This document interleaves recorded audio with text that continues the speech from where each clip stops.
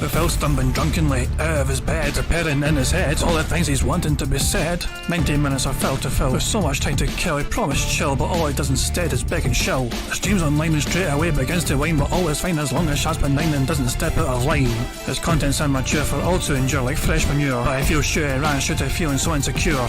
The money earned from yesterday was withdrawn and long gone, as Phil spending impulse is always set to stay on. If supports are also slow and stays so low and fails to grow, you never know, the show may turn into an easy bingo.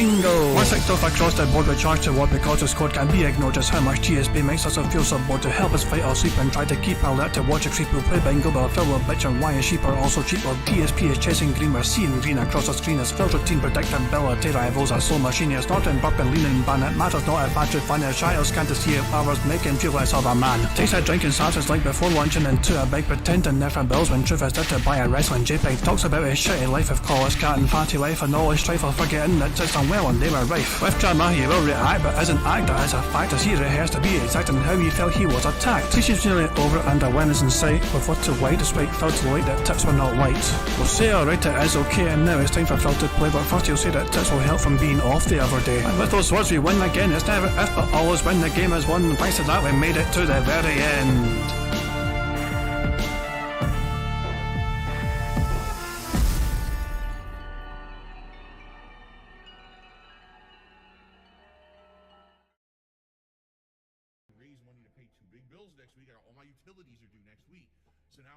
Hey guys, King Jad here. I hope you're all doing well on this Friday. It's a Friday for me, you, for most of the world. And yeah, it's the day after Phil's day off, and the day after something incredibly significant happened within the world. The whole world's talking about it, of course. That's right.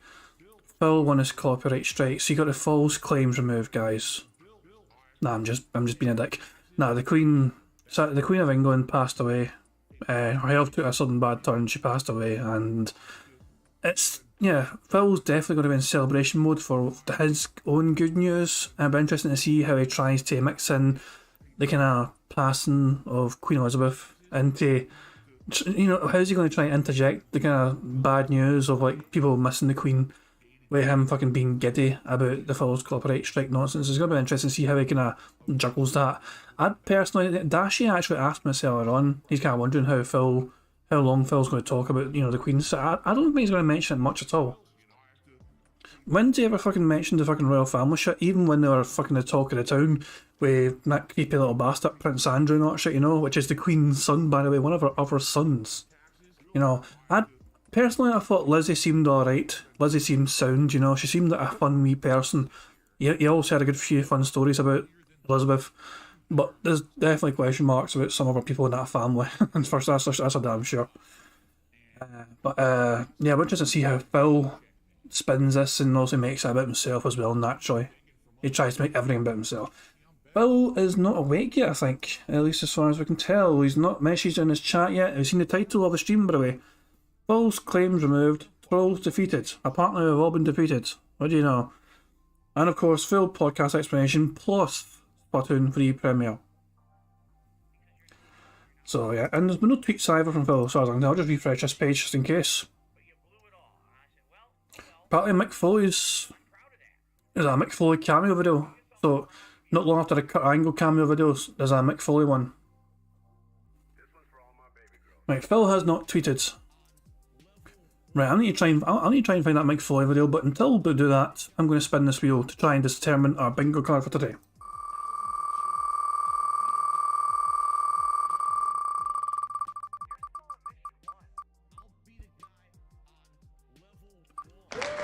Him drinking, him taking a drink is, there we go, fantastic stuff, fantastic stuff. So him having a drink is how we're going to pick today's bingo card. And yeah, I had a number between 1 and 255. The first number I see in chat between 1 and 255 is the bingo card we're going to pick today. Gregory Lake got in there really fucking sharp. He was prepared. He fucking knew what was coming. He saw the future. The first number I saw in chat was Gregory Lake saying 5. So I'm going to pick the 5th bingo card from the fucking 250 odd that was on there to pick. I can only use one hand to pick them. 1, 2, 3, 4, 5, there we fucking go. This is our bingo card for today. It's the left-hand side, guys. The left-hand side bingo card. We've got the voice crack. We've got interactive. We've got him being toxic, which is almost a given today. Okay, chill. And him saying, wow, meaningful, life. That annoying T sound he makes when he says things like Twitter or excited, saying that's kind of strange T emphasis. And him having a drink. The hand grasp, which is where he fucking demonstrates something going up or down using his hands, which is basically going up the way or down the way gradually. The thumbs up, which is fucking self-explanatory. Snort, you guys, and him talking about drama, which is almost, it's basically the same as snort, him, because he's definitely addressing drama today. May as well fucking tick that already. Him doing food talk. Now he had his day off yesterday, so there's a good chance he'll talk about food. Him making a weird noise would be great. That being said, and content. And finally, the leg slap, a good old leg slap. Who doesn't fucking love a good old leg slap? WTF are you talking about? Now, by the way, he doesn't have to say the fuck. He can say what are you talking about. But either, as I said, either what are you talking about or what the fuck are you talking about? $15+ in tips. Him saying time and him saying day off, and he just had his day off, so he's going to say it as well. This is a strong card. This is quite a strong card in my opinion. This could be a very good day for detractors everywhere. As Phil has promised, a very interesting podcast indeed, which might be his most popular one yet. Now let me very quickly say this card before I lose the fucking thing, as I've done that before. I like how I fucking say this every fucking time, but I did lose it one time before and I always like reminding myself because I'm a fucking dumbass. And the best way I can make sure I don't forget to say that again is if I constantly fucking remind myself, don't be a fucking dumbass. If I remind myself of being a dumbass, I can avoid being a dumbass in future. So there we fucking go. I've got a bingo card saved. Fucking Yaldi. Trashman's in the chat. He's saying if he whips out the phone and makes a stupid shirt in the short in the middle of the podcast, can that get added to the card in the future? Abso-fucking-lutely. Abso-fucking-lutely it can.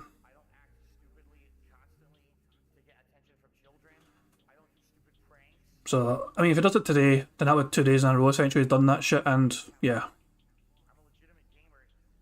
I'm just trying to think. Okay, so I'll save the bingo card, cool stuff. We're waiting for Phil to come online and be here or whatever, you know. Let me close that, let me close that. Phil's still not awake yet, it seems. I'll just refresh his Twitter, see if he said anything. It's loading the page, it's loading the page, it's loading the page, and has it finished loading? Yeah, it's finished loading, nothing. His last tweet was 10 hours ago. Tomorrow is going to be an epic day. I cannot wait to tell you the full story of a victory over false copyright trolls on a level 1 podcast and then try out Splatoon free. Plus it's also fighting game day, so I'm super stoked. See you all in the morning. Well, Phil's due to go live in like 2 minutes time, no sign of him. Oh yeah, I usually leave a wee message up here. It's funny, not a lot of people seem to pick up on these things, but I usually type a wee message in here, just to, you know, so it's like a wee subtle thing, you know.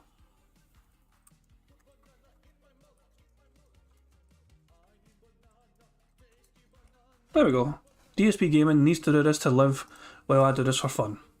That's another way why the fucking trolls have certainly not been defeated. Any one of us can just fucking do whatever the fuck we want at any fucking point in time, when we feel like it. I don't need to fucking do a stream, obviously. We can just do anything we fucking want. We're not prisoners to fucking streaming this shit. Phil is a prisoner to do this fucking shit every day. He is his own fucking prisoner of his own making. He has created his lifestyle for himself because of his terrible spending habits, because of his addictive lifestyle. He is the one that is trapped forever doing this shit every day. And while it's fun to cover this shit and analyse this shit and talk about this shit, we don't fucking have to do this shit. We're just here voluntarily because we enjoy covering this shit. He is the one that is trapped here. We're just fucking like watching. It's like fucking going to a fucking zoo. Whenever I fucking watch Phil on YouTube, honestly, it's like you're fucking visiting some interesting animal in the zoo. It's a bit grotesque, and yet people just can't stop fucking talking about it. That's my fucking take on it anyway. Right, I'm going to set up the bingo card shits, you know, so yeah. I'll put the music up for you guys, you can enjoy the music, and I'll get the stream set up properly for you guys while I wait for Phil to come online. So yeah, enjoy Meerkat's excellent music. Fun. I just want to have no taxes, bills to pay, nice chill stream today. you're having a fun and interactive time with me and you're finding entertainment, positivity, and value in it, then the support should just come naturally, okay? I just want to have fun, way more fun. I just want to have fun, way more fun. Here's the bottom line, and I'm tired of it now. No more excuses, all right? Because the bottom line is people are like, Phil's not engaged in his commentary, and Phil's commentary is boring, and that's why people don't want to watch the playthroughs of the streams. Bullshit. I'm loving this game. I'm voice acting. I'm engaged. I'm commentating on everything that's going on actively. Bullshit. I call massive bullshit on any idiot who says that about either the Watch Dogs 2, which I've been playing recently and really liking, or Pokemon. It's bullshit. I call complete and utter bullshit on anyone who's saying that I'm not engaged and I sound like I'm bored. I'm not. So I've had enough excuses. It just seems to me like people are fucking lazy and don't want to come out to the streams. I don't even know what else to say, you know? Right now, for the next week, I'm literally strapped for cash. The only money I'll have is tips coming in on the streams. And that, by the way, I have to raise money to pay 2 big bills next week. All my utilities are due next week. So now in the next few days, I have to raise money to pay my utilities. And then, you know, see what I mean? Like, this is how it is for me. Yet these shitheads out there want to fucking fuck with me behind the scenes, ruin my all kinds of financial shit for me. Then on top of that, make stuff up to try to make me sound like a terrible person on the internet. To make money, I have to pay Ben bills. You know, I have to pay Ben bills. I have to pay Ben bills. I have to pay my taxes, pay my back taxes. I have to pay my mortgage, pay my internet bill. I have to pay Ben bills. I have to pay Ben bills, bitch. Pay Ben taxes. I have to pay Ben bills, bitch. Day to day, tips to tips, to pay bills and things. Eventually things will get better, but kind of stuck right now with how things are. That's why I'm trying to make money. I have to pay Ben bills. You know, I have to pay Ben bills. I have to pay Ben bills. I have to pay Ben taxes. Bills. I have to pay Ben bills. I have to. If you want to sit here and you want to pretend like you're holier than thou, I'm better than those content creators, man. Because I have a job where I work 9 to 5 and I bust my ass at my job and I earn a paycheck, man. And then I come home. See, I'm not on the internet begging for money all day, man. See, I'm better than them, man. No, you're not any better. Everyone's the same. No one's better than anybody else. Get your ass out there and fucking work, bitch. Oh, you're right. You will take the ban. You're absolutely right. You will take the ban. You'll take the ban hard right in your fucking ass. Get the fuck out. You're supposed to be someone I trust, and you're gonna be a dickhead and go behind my back and hurt me and insult me. Get the fuck out. You'll take the ban real hard right up the finger. I'm just going to ban. Why am I toxic? Ban. Gone. Bitch. Fuck you and your mother.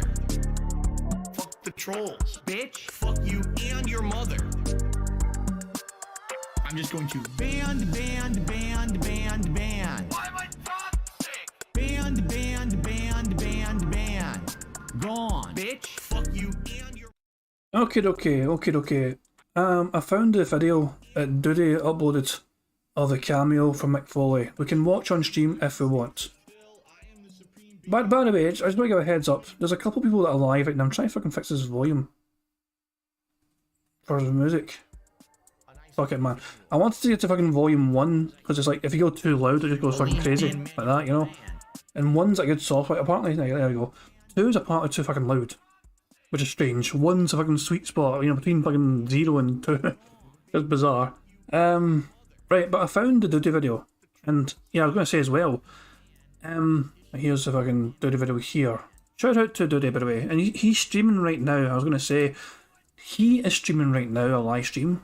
And I think I might as well link that to you guys. I'll be kind. I'm going to link that to you guys because I'm a kind motherfucker. Duty stream is streaming right now. That's the link for that. Not only is he streaming right now, and streaming right now as well, because I think there's a fucking link here, will be listed here. Yeah, there's Anne. Anne is also streaming. I know people are big fans of Anne. So if they're not aware, Anne's also streaming. So there you go. There's two guys right now streaming that will stream the podcast stuff as well, it seems. If you're interested. Not that I'm trying to fucking get rid of anyone or anything, but I like just making sure people are aware. It's not just me that's doing like a restream, it seems today. Duty's doing it, which is normal for him, and to be fair, he does restream quite a bit, I think. But Anne as well. So yeah. But if people want to stay here, I'm happy for people to stay here, of course. But I'm just letting you guys know, just in case you wanted to know, because I'm nice like that. Anyway, I've not seen this yet at all. I'm kind of curious. So the video's called "Wrestling Superstar Mick Foley, aka Cactus Jack, calls out DSP for his lies and pignosis." Let's see what this is about. Oh my lord. Oh my lord. Our boy Mick Foley, aka Cactus Jack, laid the smackdown on our boy DSP just now. What is up, everybody? It's your boy Duty, back again with another video. And this one was just posted up by Evo AJ on Twitter. Big ups to Evo AJ. I'm not sure if he was the one. Hold on, it's on fucking Twitter. Shit, man, I could just fucking went to Evil Age's Twitter channel then. I mean, no offense today, but I just kind of want to get to the cameo and that's it. Hang on, but still, I'll leave a wee like. There you go, I'm now 40 of like. Evil AJ. Where's the cameo? Here we go. So I've not seen the show. Hello, Phil. This is Cactus Jack. And when I got this message from the detractors, I had to roll off a hospital gurney where I was getting stitched up after a hardcore match to voice my opinion. Phil Burnell, aka DSP Gaming. I've been around the world and I've seen some disturbing things, but they all pale in comparison to your $100,000 WWE Champions mobile game addiction. As if your bankruptcy weren't bad enough, the bank leaks paint a picture of a sad and lonely man trapped in an endless cycle of disparity. Deep down in the dark depths of time, there's a special place where sad souls such as yours go to rot for eternity. The countless lies, the fake chargebacks, the pignosis, all will fall in time. And T would still be your friend if you weren't so selfish. Bang, bang, Phil. Bang, bang.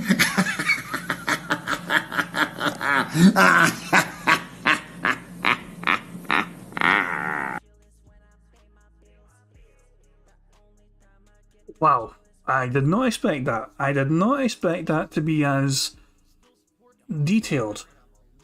That was quite incredible. I think I'm going to like that and retweet that shit. Hello. Yeah, okay, cool. Thank you, Vic. Thank you. Oh shit! Get that crap off. Right, okay. Well, you've seen it now. Bloody hell! Right, I'm going to let you guys enjoy my cat's music. We'll wait for the stream to properly start. But there you go. You've seen the Mick Foley cameo, the Cactus Jack cameo. Damn. Phil is at 425 members, as you can see. So there we go. So he's only 25 away from hitting his goal. But of course, it's not really a true victory unless Phil gets 600 members immediately. The copyright strikes are over, and he blamed them for losing 300 members. So really, if he's going to win, he should get 600 members by the end of the stream today. Just saying. Enjoy some more Meerkat music.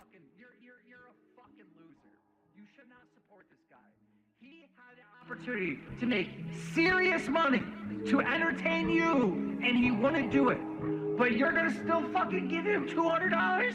You're gonna give him $50 to pay his fucking bills? Nah, you got a job. You keep your money. Fuck that guy. I understand that people right now are so hyped for the gifted memberships, and I'm very grateful for that. I mean, thank you. But I hope that that doesn't mean that people are going to forego tipping, because that would put me in a bad situation. And in particular, Technically, Phil just said content in his chat. You see what you said there in his chat? Hang on, you guys can't see it anymore because it went past it, but no, you look at his chat there.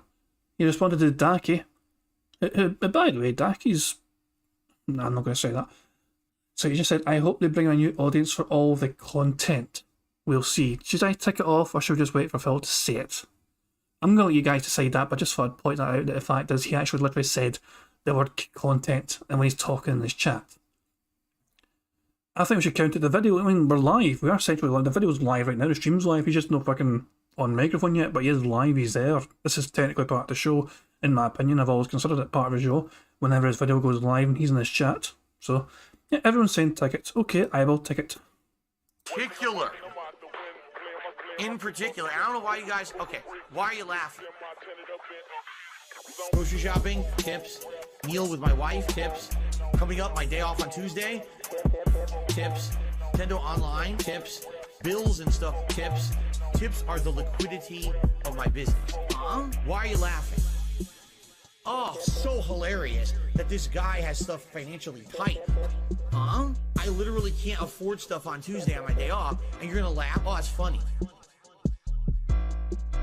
When you can't go and do something with your family on your day off, your one day off for the week when you're working full-time 6 days a week, that's funny, right? No, it's not fucking funny. Now shut up. Grocery shopping, tips. Meal with my wife, tips. Coming up, my day off on Tuesday, tips. Nintendo Online, tips. Bills and stuff, tips. Tips are the liquidity of my business. Grocery shopping, tips. Meal with my wife, tips. Coming up, my day off on Tuesday, tips. Nintendo Online, tips. Bills and stuff, tips. Tips are the liquidity of my business. Huh? Huh? Huh?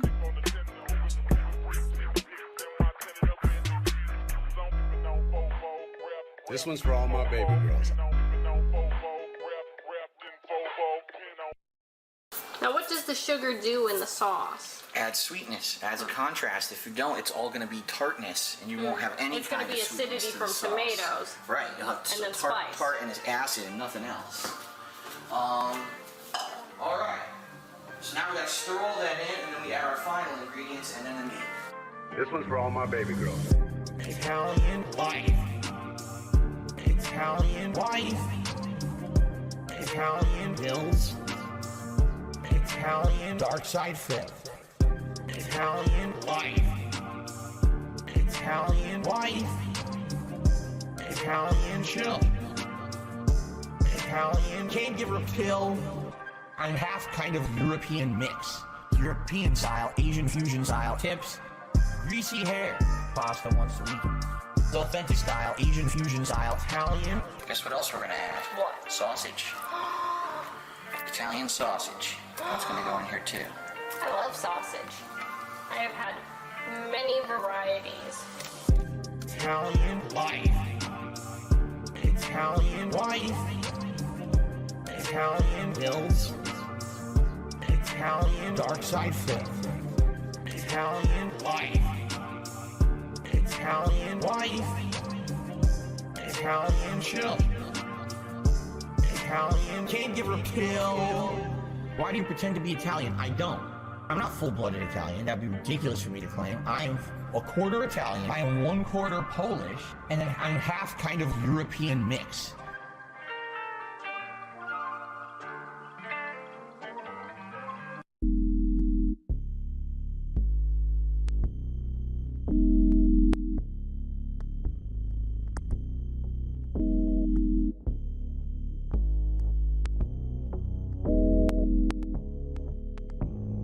It complements the flavor perfectly. And it's so weird. Nah, Phil's fucking in his chat being a bit fucking toxic straight away to his fucking audience. Someone is saying to him, isn't the title a bit clickbaity? Of course, a reminder of the video the stream title is false claims removed, trolls defeated, full podcast explanation. Someone said to him earlier on there, Stealth and Shadows, don't you think the stream title is a bit of a clickbait? And he's saying, what exactly the title's untrue about today? You don't know what clickbait is, I think. Very toxic right off the bat. Very, very toxic right off the bat. Very tempted to tick something for it, but I won't yet. Money, money, yeah, yeah. Money, money, oh, money, money, yeah, yeah. Money, money. Thank you very much, DDog1968, for the super chat. A very generous one. It says, bonus on the bingo, as DSP hasn't downloaded the update for Splatoon 3, making his chat wait on him. Just saying. What's new? When has Phil ever prepared for a stream? He turns up to stream and then he starts trying to get all the things sorted for it. He won't try and prepare it beforehand or think beforehand, what do I need for this or that? No. He doesn't really necessarily do that. He turns up and he just thinks, okay, is everything ready to go? Oh, it isn't? I really should have checked that, huh? Oh well, I guess I'll just make everyone feckin' wait. He is terrible for that stuff, man. He's so bad for it. I mean, what I'm saying, I take the time to try and get everything set up. You know, it doesn't take me too long, but I still get everything set up. I load up the different websites I need. You know, the random name generator for all to pick what we're going to use for the bingo term, and the fucking, what do you call it as well? The bingo is the thing that generates the cards themselves. I've got Pig Go ready. I've got the tips tracker ready. You know, I've got Phil's bloody Twitter account, which I don't need anymore. If I just click off that shit, I don't need that anymore. But yeah, that's what I'm saying. He doesn't really take the preparation. He does not take his job as seriously as he fucking should. He just coasts through it, just expecting to be fucking easy. Effort is not a prerequisite for Phil Burnell. If he has to fucking put effort into something, it's usually not fucking worth it. Unless he's going to get a big fucking chunk of money out of it. Anyway, I think people, if they've not seen this yet, they should see it.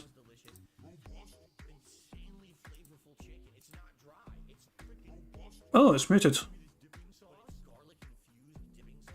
Right away. Shush. Here we go. What's up, everyone? I've got some really positive news that's so positive I wanted to do a short about it so you know about it right away. After weeks of ongoing nonsense, all of the false copyright strikes against DSP Gaming have been removed. It took a while, but we got it done. This is a huge win for those of us who stand up for the law. I'd like to remind people that Phil has broken the law multiple times, and in fact had to go to bankruptcy court. No, that wasn't to do with a lottery fight, I mean, but he defaulted on a bunch of his credit cards, couldn't pay them. He's been taken to court a couple of times. Best Buy took him to fucking court, I remember that much. And Midfirst Bank were tempted to take him to court as well over not paying his Connecticut mortgage, so it looked like that was a possibility. Not only that, he has defrauded his own country for taxes. Midfirst Bank, that's what it was, but he defrauded his own bloody country as well for bloody taxes. He's talking about the rule of law and all that shit, and yet he abused it for his own personal gain. Fucking pretending that his personal taxes were business taxes when they weren't. $5 a month in business expensive. But aye, fucking right. Dagler saying, do you think we'll ever see a black shirt beg YouTube short? I think it's a very real possibility, yes. Yeah, and Phil looks terrible in a fucking proper camera. No wonder he doesn't want to fucking get an actual webcam sorted out yet. Jesus Christ, man. And will not put up with trolls trying to take down people with false copyright strikes. I am going to have the full story about what happened, including the videos in question and how they got claimed and how they got cleared up, on tomorrow's episode of the Level 1 podcast at 10:45 a.m. Pacific time, right here on DSP Gaming. You are not going to want to miss it. It's probably going to be one of the most watched episodes of the podcast ever, because trolls have lost. This is a big... Trolls haven't fucking lost. One person done this to you and you fucking got your fucking counterclaim successfully done because they didn't have a leg to stand on. Whoever did this to you could not take you to court because they did not have the rights to the video. The person that copyright claimed you did not make the video. I know the person that made the fucking video. And if you try and bring up some shit that's going to be false, I'll be ready to correct you. I know who made the fucking video got claimed. He did not copyright claim Phil. A random person did. Some randomer. Don't know who fucking hell it was. But somebody pretending that they had the rights to that fucking video. That intro that Phil got fucking panicking about. By the way, that intro, so Phil deleted a whole bunch of his podcasts from February. So all of February and some of March, all of them gone. Phil deleted them out of sheer panic. Because of the copyright claim stuff. They're gone. He didn't private them. He nuked them. He obliterated them. He Thanos snapped them out of existence. So that cost him tens of thousands of views and engagement, which he won't get back. That hurts his YouTube channel. It hurts him in the algorithm. He self-sabotaged once again when somebody copyright claimed him. He has never learned from these mistakes. Jesus Christ, man. Right, okay, fuck it. So Phil's hyped us up massively and is talking about some sort of fucking massive victory against the trolls. We're still fucking here. Excuse me, but are we still fucking here? enjoying watching the pig squirm and bullshit his way through life. It's unreal, man. It's unreal. I just don't fucking... It's unbelievable, man, the fucking delusion this guy has. It really is. Like, I'm ready. If Phil fucking comes up with some nonsense about the fucking... You know, who made the fucking video, I know who made the fucking video. By the way, it wasn't me, in case anyone's curious. I've not made Phil anything before. I tried to send him my original pre-stream podcast, that intro idea, but I don't think he liked it. I don't know if anyone's actually seen that. I might try and find that for you very quickly, guys. Let me try and find that very quickly for you guys. I think somebody's have seen it. I went and made it back when Phil started doing his fucking pre-stream podcasts. Let me try and find it for you very quickly. It might take a while. God damn, I make a bunch of bullshit content. I've got so much to scroll through. How do you guys cope with me fucking making annoying videos all the time? Ah, I found it. Okay, cool stuff. Found it. So, this is I made Phil an intro, and I emailed it to him, but I don't think he liked it. So, this is what I sent him. Some faggot, some homo. Yeah, fuck YouTube, seriously. Why am I toxic? Oh, the camera's on. The camera's been on the whole time, huh? I don't even know. Hello. I don't think Phil liked that. I don't think he was a fan of that, personally. Yeah. So he didn't use that. That's the only thing I've tried to send Phil to use for anything. So yeah. But as I said, I know the person that actually made the intro that got copyright claimed by this random... I guess it was some kind of Wings troll. I don't know. Now just try and fix this audio. This OBS audio's been a bit fucking weird lately. I just closed the video, David Anderson, sorry. Actually, can I get it back? Nah, I'm not gonna. 2 seconds. People want me to play it again. Hang on. Hold on. I'll play it again if I can play it again. 2 seconds. Hang on, 2 seconds. There we go. Fine. One more time. Some faggot, some homo. Yeah, fuck YouTube, seriously. Why am I toxic? Oh, the camera's on. The camera's been on the whole time, huh? I don't even know. Hello. Very short and sweet intro, you know, very to the point. There we go, so if I can play it again. Yeah. Yeah, I'm prepared for a lot of bullshit, put it this way. I'm prepared for him to fucking... It's going to be interesting to see how he tries to spin this, but I know some things that Phil doesn't know about this video that got claimed, put it that way. In fact, I don't think a lot of people know about it, but I'm not... The thing is though, I don't know if I should even mention it unless Phil tries to pretend he knows the guy that made it, because he doesn't know. I can tell you now, he will not know who actually made him the intro. Because the guy that made him that original intro did it in a burner account. So he won't have a fucking clue who the fuck made him that intro originally. He'll think he'll know, but he doesn't. I'll love it if I can pretend he had like permission from the guy since the copyright claim or some nonsense. That's definitely not happened either. Oh, we're starting the show, guys. Get ready for bingo. You know the drill. Tag me in chat if I miss anything on the card. Fingers crossed we get a full house, and brace yourselves. Brace yourselves, guys. This might get toxic very quickly. So, fingers crossed, good luck, guys.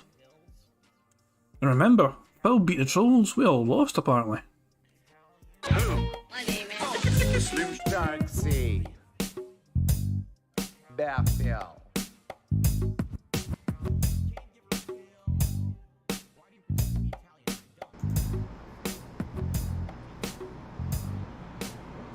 Ladies and gentlemen and everyone else, hello and welcome to the Level 1 podcast, where we're busy having fun down here on Level 1. Yes! Yes! I feel it today. I'm in a good mood. You want to know why? Because last week I made a statement that we need a big win here on DSP Gaming. That recently, with all the baloney and bullshit going on, we needed something to motivate us, to get excited, and to get positive, and to feel pumped for the future. But at the time, there was a lot of crap going on. We had false copyright strikes against the channel. The channel was in jeopardy of being shut down. Gifted memberships were not working properly. And there wasn't a lot going on in the realm of gaming either. Guess what? That's all changed today, ladies and gentlemen. Today is Friday, the 9th of September, 2022. I am very excited because today, folks, is Victory Day. Hold on.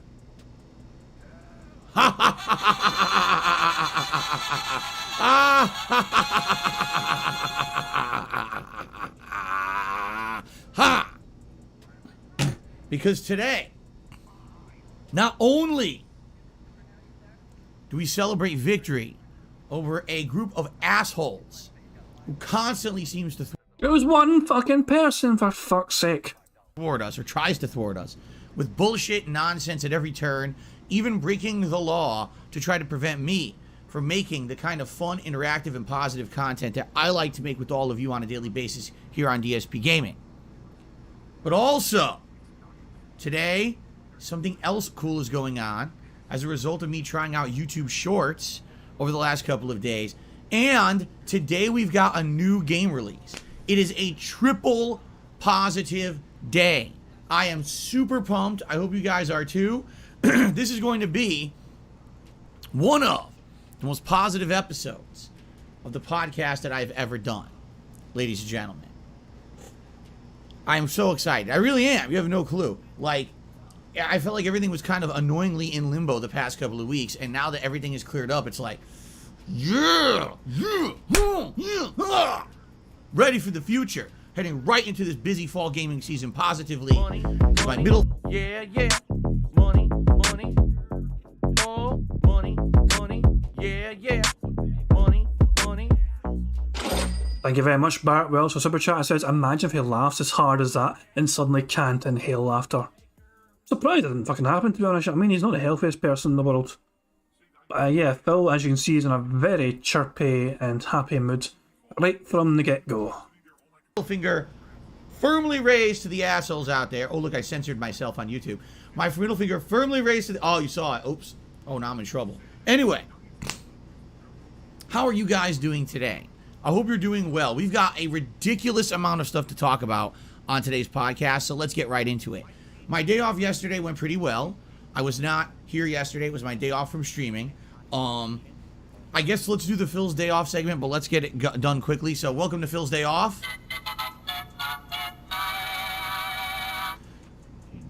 I had no money.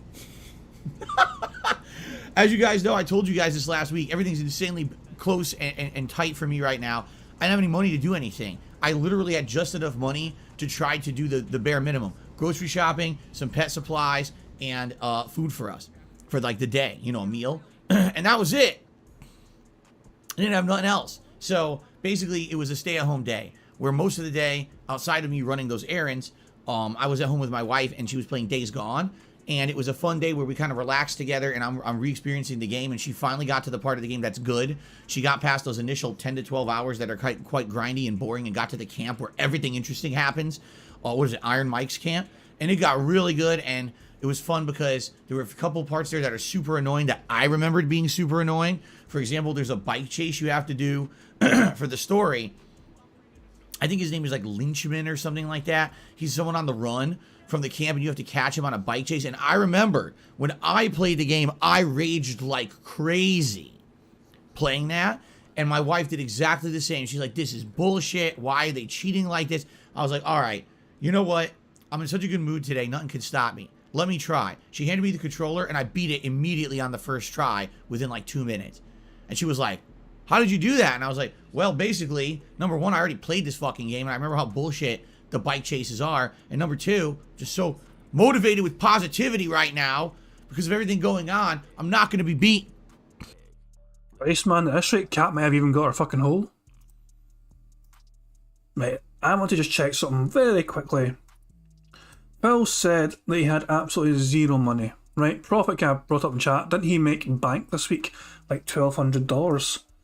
Well, as you can see, Phil in tips alone made $1,224 just in tips alone. Right before his day off stream, he had $168 from the 2 days worth of streams. Technically, it's his worst performing stream of the week. That being said, he still earned on average $200 a day. $204 a day to be precise. Mr. I have no money burns through it so fast that you can't even see it. It's just blinking, it's gone. It's that South Park meme when they visit a bank. And it's gone. My Baltic bros at work. The day's just starting, so you're in like the States, I guess, west side of America. Or something like that, yeah. Well, you mean, but I'm guessing that. I'm terrible I'm fucking terrible at trying to guess time zones at times, I really am. But I hope your day goes well then. I won't give you spoilers for what happens for today. It's after 7 PM here, so I won't spoil it for you.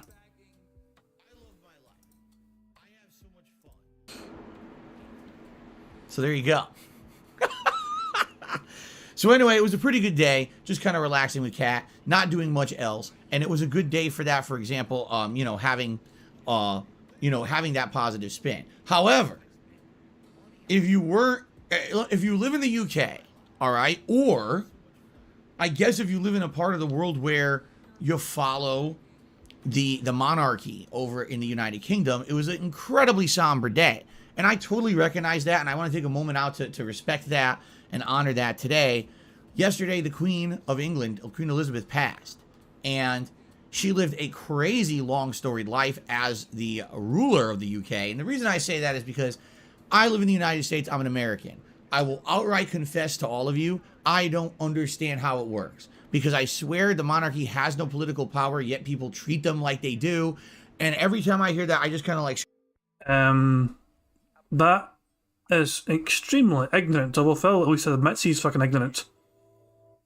The royal family, even though they're kind of mainly a tourist attraction, they still have quite an element of power.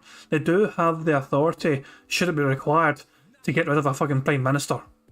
They have it within their power. In fact, people are wanting fucking Queen Elizabeth to do that for Boris.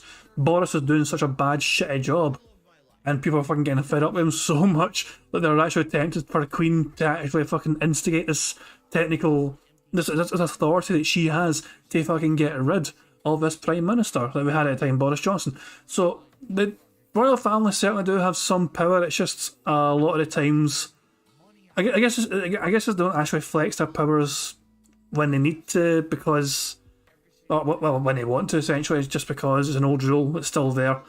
It's royal techno. You cannot actually have a prime minister without the royal family confirming this. That's why Liz Truss had to visit Balmoral earlier on in the week, just because she had to fucking get confirmation essentially from the Queen, to I'm the next prime minister. Do you approve or whatever?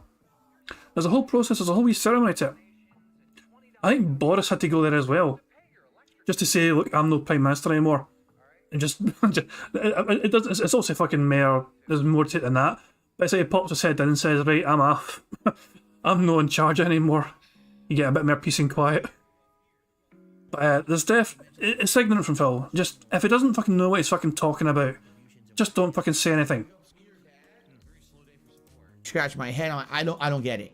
I really just don't understand it. But then again, it's not somewhere where I grew up. It's not somewhere that I really understand how all that works. But I respect it, because here's the thing. You may not understand the political system in the UK. You may scratch your head and say monarchies are outdated. It doesn't make sense.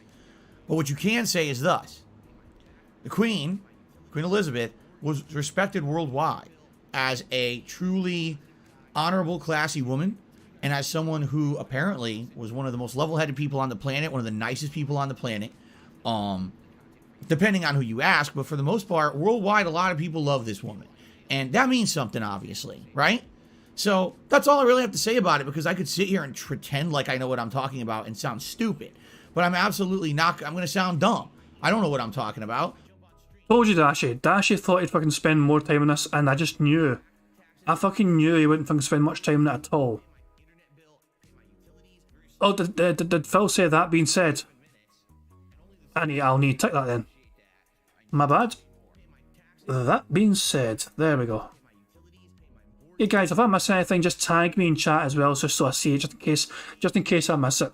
At times I'm focusing on the bingo card, and sometimes I'm actually focusing on just Phil and listening to what he says without seeing the card, just so I can, because I want to fucking retaliate, I want to respond. Did he say pretend instead of pretend? Why don't we find out? Most level-headed people on the planet, one of the nicest people on the planet. Depending on who you ask, but for the most part, worldwide, a lot of people love this woman. And that means something, obviously, right? So that's all I really have to say about it, because I could sit here and pretend like I know what I'm talking about and sound stupid. Yeah, it's in the pretend. So that's all I really have to say about it, because I could sit here and pretend like I know. Pretend. Definitely said pretend. What I'm talking about and sound stupid. But I'm absolutely not. I'm going to sound dumb. I don't know what I'm talking about. All I will say is rest in peace to the Queen. And for all of you who live in the UK, because I actually know I have a large chunk of my viewing audience who live in the United Kingdom. I'm sorry for your loss. Condolences. And, you know, I wish everyone the best. All right? Fair enough? All right. So I know that happened yesterday, and there's really not much that I can really say outside of that.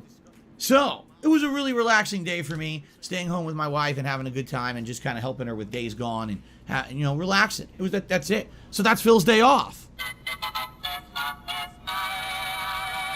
That was a very exciting segment, wasn't it? I just wanted to get that out of the way because we got so much else positive stuff to talk about today. Let's get to it. All right, first of all, let's talk about YouTube Shorts, which I started using 2 days ago. YouTube snorts. On a whim. I was sitting here in my office at my computer setting up the pre-stream, and someone had just mentioned to me casually in the chat, I think it might have been Dacky actually, said, you know, you should really try using YouTube Shorts because they catch on, they seem to get a lot of attention on YouTube, and maybe you could use them for your content. We had maybe a 1-minute conversation about YouTube Shorts, and I was like, fuck it, let's just try it. So I did my very first YouTube Short sitting right there in my chair. People were blown away. Oh my God, look how different Phil looks because he's using his phone camera instead of the webcam. Oh my God, Phil's adopting the new thing that everyone likes on the internet. He's doing shorts. I can't believe it. It's like the dinosaur has finally reached the modern era. So, after putting out that first one on a whim, when people were commenting about it on the pre-stream, I said, hey, I'll make one of this lantern/lamp and show you what it really looks like in real life. So I did, and guess what? People were blown away again. They were like, wait a minute, that's how the Pac-Man lamp looks in real life? It looks nothing like that on your camera because your camera's a piece of shit. It looks great. That lamp would be really good for your setup. I'm like, you know what would be really great for your fucking setup as well? If you used your fucking mobile phone as a webcam, since it's clearly a superior camera. Prophet, did Phil respond to your email suggesting suggestion for him to use his mobile phone as a webcam? I assume he didn't. I assume he just blanked it and ignored it or whatever because it's too good an idea. He cannot sacrifice his phone during streams because he needs that phone for his WWE Champions fucking obsession. Yeah, I had a feeling he would ignore you. It's a solid idea. It's clearly a superior camera. It would work well. It would work superbly well for him. And yet he refuses to implement it because he needs his phone at all times for his addictions. it is good for my setup. You can't see it because my camera sucks. Okay? So then, basically... That is a full line. He said okay. So that's a bingo. Straight off the bat. By the way, Lucky Brand said that he said that being said, but I don't know if he did. It's annoying the hell out of me, but I'm not sure. I'd already ticked the hour on, but fuck it, we'll just go with it. It's a bingo. Fucking hooray. You'll probably say it again anyway, so fuck it. After talking with everyone over the course of the day, alright, essentially what I determined, alright, is that shorts could be implemented into my regular content in a pretty positive way, as long as I don't go crazy, and as long as I find a way to make it work. So the first thing that I did is, as soon as I beat Midnight Fight Express, a game that I've been playing for the past 2 to 3 weeks, an indie game with only a one-man dev team, and a game that I really enjoyed, I said, I'm going to do what's called a short review. While the credits of the game were rolling in a 1-minute time frame, I was going to summarize my thoughts about the game, which I did. I put it up. People love it. It's got almost 5,000 views within like a day. It has 290 thumbs up, 38 comments and climbing. People loved it. They were like, wow, you actually reviewed a game. You haven't done that in a million years. To which I was like, yes, I do. I still review games. I just review them in the credits segments of the playthrough. I don't do separate videos for it anymore. I actually do it in the credits rolling. That's when I review the game. Anyone else remember that Phil said that people that get games for free shouldn't review them because they can't actually, you know, equate their own money being used for that game as whether it's worth it or not? Once upon a time ago, Phil claimed that people that get games for free should not ever review them because they simply don't know whether it was worth that financial investment or not, since that is not one of the, you know, they got the game for free, so there was no, you know, they don't know if it's worth the money since they didn't spend anything on it. These days, most of Phil's games are either donated to him or they're Game Pass games, so they're free games, at least a lot of them recently anyway. Also, it's because it's like retro game season, he's ignored a lot of new games kind of for the past few months, and yet he doesn't seem to mind reviewing them. I just think it's another example of Phil's fucking hypocrisy. And it kind of drives me bonkers that I've done this now for years, ever since I basically stopped doing separate videos for reviews. I've done this for years, and people still don't know about it. But as soon as I made a separate video for it, called DSP Short Review, people watched it. So, then I said, you know what's something that I could definitely do every day? Is at the close of every day, I was doing something on Twitter called the audio-only schedule. Now, primarily the reason I did this was because I know that I have, you know, sight-impaired viewers who still want to hear my schedule and can't necessarily read the screen grabs that I do and post up on Twitter. They don't have, like, text description. So I started doing this audio-only schedule so others could hear my schedule. But, has it caught on? I know some people, you know, listen or watch it, and some people listen to that over the text schedule that I put out every day. Okay? But basically I was like, you know what I could do? I can implement YouTube Shorts. Now here's the cool thing about that. The same people on Twitter can still watch it. It's not going to be any different. You just click a link, you'll go right to it and watch it and listen. Or people on YouTube who just want that kind of a short schedule can hear it every day. It's a little bit of a different delivery for the schedule from the other ways that I deliver it. Why not? It takes 60 seconds. So I did it. Boom. Video gets over 4,000 views, gets 200 likes, gets like 20, 30 comments. I'm like, good. This is excellent. This is not a big fucking deal, to be honest, Phil. Like, I don't mean to brag or anything, but like, my videos get the same kind of metrics, you know? Like, I'm just saying. Like, if I look at my channel, if I go to my YouTube studio and I go to my content tab, I've got videos here. It's like, here's one. The one I uploaded one earlier on today, about 7 hours ago or something. 1,600 views, 88 comments, 124 likes, not one single dislike so far apparently.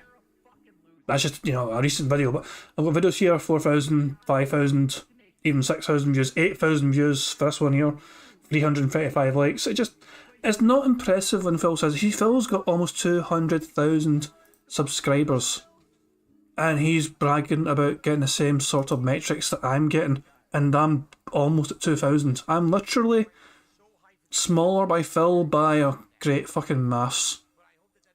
How much of a fucking percentage am I smaller than Phil? Am I 1% of Phil's channel size if I've got 2,000 and he's got almost 200,000? No, it's like 10%. Yeah, 10%. Is it 10%? I'm being very fucking dumb right now. I'm not a great maths person. I've almost got 2,000 subs, he's almost got 200,000 subs, and yet our channel video metrics are roughly the same for views and all that shit. Is he actually... It is 1%, I was actually right then, it was fucking 1%. I was right at first, I was doubting myself because I was like, fuck, it doesn't matter. You get what I'm saying though, he's bragging about this thing as if it was a really impressive thing, and it's not really fucking impressive because he should be doing a lot fucking better for a channel his size. obviously things that are positive and fun that I can add to the channel. Now, in addition, yesterday was my day off. So, my wife is actually kind of like getting ready for the day. I'm sitting on the couch with absolutely nothing to do, just killing time. I got like a half an hour to kill or whatever while I wait for Kat. And as I'm sitting there, someone had emailed me overnight and said, hey, Phil, just so you know, you can make YouTube shorts out of your YouTube videos. And I was like, what? I was under the impression you can't. That the only way you can make a YouTube short is through the YouTube app to film with your camera on your phone. I thought that was the intention of YouTube shorts. Well, yes and no. That is the primary intention of YouTube shorts, but there is another implementation for it. You can use it to edit clips out of your existing videos on YouTube, but only using the app. A lot of people told him this yesterday and he said they were wrong. He is such a fucking moron. An unbelievable idiot. It only exists in the app. You can't do it on your desktop computer. Does that make any sense? No, it doesn't. That's insanely stupid. Why do I have to use this to edit my video and put it on the internet instead of that giant computer over there? It doesn't make any sense, but that's how Google thinks. They don't think. They got their thumbs up their butts, their fingers in their ears. Neener, neener, neener. We're smarter than you. Technically, Phil says thumbs up, and I feel like I wanted tickets because even though I didn't actually do the thumbs up, he literally said thumbs up. Should I just wait for him to give a thumbs up to the screen, or should I... It's usually... I'm waiting for the action, but it's weird for him to actually say thumbs up. Usually if he says thumbs up, he's actually giving a thumbs up at the same goddamn time. Actually, to be fair, let me rewind it. Because I actually think he had his thumbs up when he was saying this. Hang on. Things. They don't think. They got their thumbs up. Yeah, he actually does. You can't see it on here. This is a thumbs up. See, guys? This is absolutely a thumbs up, so I'm taking a damn thing anyway. I was looking at the OBS screen, you know, which was like, cuts off the thing, fucking thumbs up then, so yeah. Absolutely a tick for that. Thumbs up. Fucking weirdo man he is, he's so fucking weird. Up their butts, their fingers in their ears, neener, neener, neener, we're smarter than you, we do weirdo shit because we're hipsters. It doesn't make any sense, but that's how it works. So, excuse me. I was just thinking, I was like, you know, in the last week, out of all the gameplay stuff that I did, what was really the most notable thing? And I'm just thinking in my head, and I'm like, I think I know. I was playing, you know, Bassmaster for Sunday Night Bites the other night, and I caught an insanely large 53-pound bass during my session. And I was like, just the catching of that is probably hilarious. Let me watch it back. So using the app, I found the video, I opened it up, I play it, I'm like, that's funny as shit. Because I'm saying, oh man, I lost, I'm not going to get, what the, whoa! And then it shows my character holding an insanely giant fish bigger than him. Pretty cool clip. So I was like, you know, what would happen if I made that into a YouTube short? So I tried, and it's a little annoying because you actually have to navigate the video with your fucking thumb. As stupid as that sounds, there's no way to just like nudge it forward and back. You have to like fuck around with it for a while to get it to the point where you want it. But I set it up to this 15 seconds of me catching the fish. Now, interestingly enough, the YouTube short software automatically kind of changes the shot. So first it shows me going catching the fish, then it shows me up close, my character holding it, and then it actually pans out to show it at a better angle. And I didn't do that. The app did it itself. It kind of figured out this is the best way how dramatic the shot would be. So I was like, wow, this is kind of neat. So I made it into a short. I tossed it out there on the internet. 5,000 views, hundreds of likes, tons of comments. Wow. And of course, what I did is I took the opportunity in the description of that video. I said, hey, check out Sunday Night Bites. Every Sunday night, I play fishing and you can chill with me. So it's a way to advertise. That's a double bingo, he said, chill. Diagonal line, leg slap, weird noise, snort, annoying T sound, and chill. And also the right hand column as well. Chill, drinks, drama, content, and day off. Yeah, double bingo for you bastards. If I can play the sound.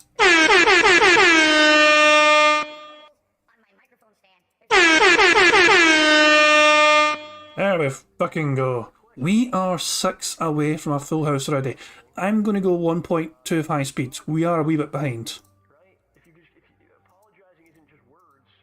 My existing content, my streams and my videos by making these shorts. Okay, pretty neat.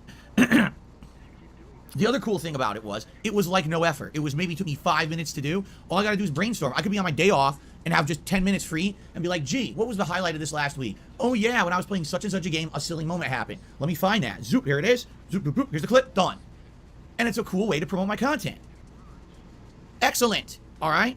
And then, of course, I just love how he emphasizes the fact of that no effort is one of the big positives for him. No effort. Mr. I have no free time to do anything in my fucking life suddenly has a whole lot of fucking free time to make YouTube snorts, doesn't he? What happened to that fucking lore of Phil never having any spare fucking time in his empty fucking pathetic little life to do anything else that could benefit his streams and his fucking content? All of a fucking sudden, Mr. I have no free time has all the fucking time in the world to fucking make like almost a dozen YouTube snorts within a space of 24 fucking hours. What the fuck? definitely the one thing that I felt was really pertinent, okay? I'm out grocery shopping in the middle of the day, okay? And I walk into the car, well, I said walk in, I am walking to the car with my grocery, my cart full of grocery bags. And my phone vibrates, and vibrates, and vibrates, and vibrates, and vibrates, and vibrates, and vibrates, and vibrates, and vibrates, and vibrates. I said, what the fuck? Why is my phone vibrating so much? What just happened? So I open it up, and it says, 10 emails confirming that all the false copyright strikes against DSP Gaming have been lifted. I was like, yes, this is what we needed. This is the moment.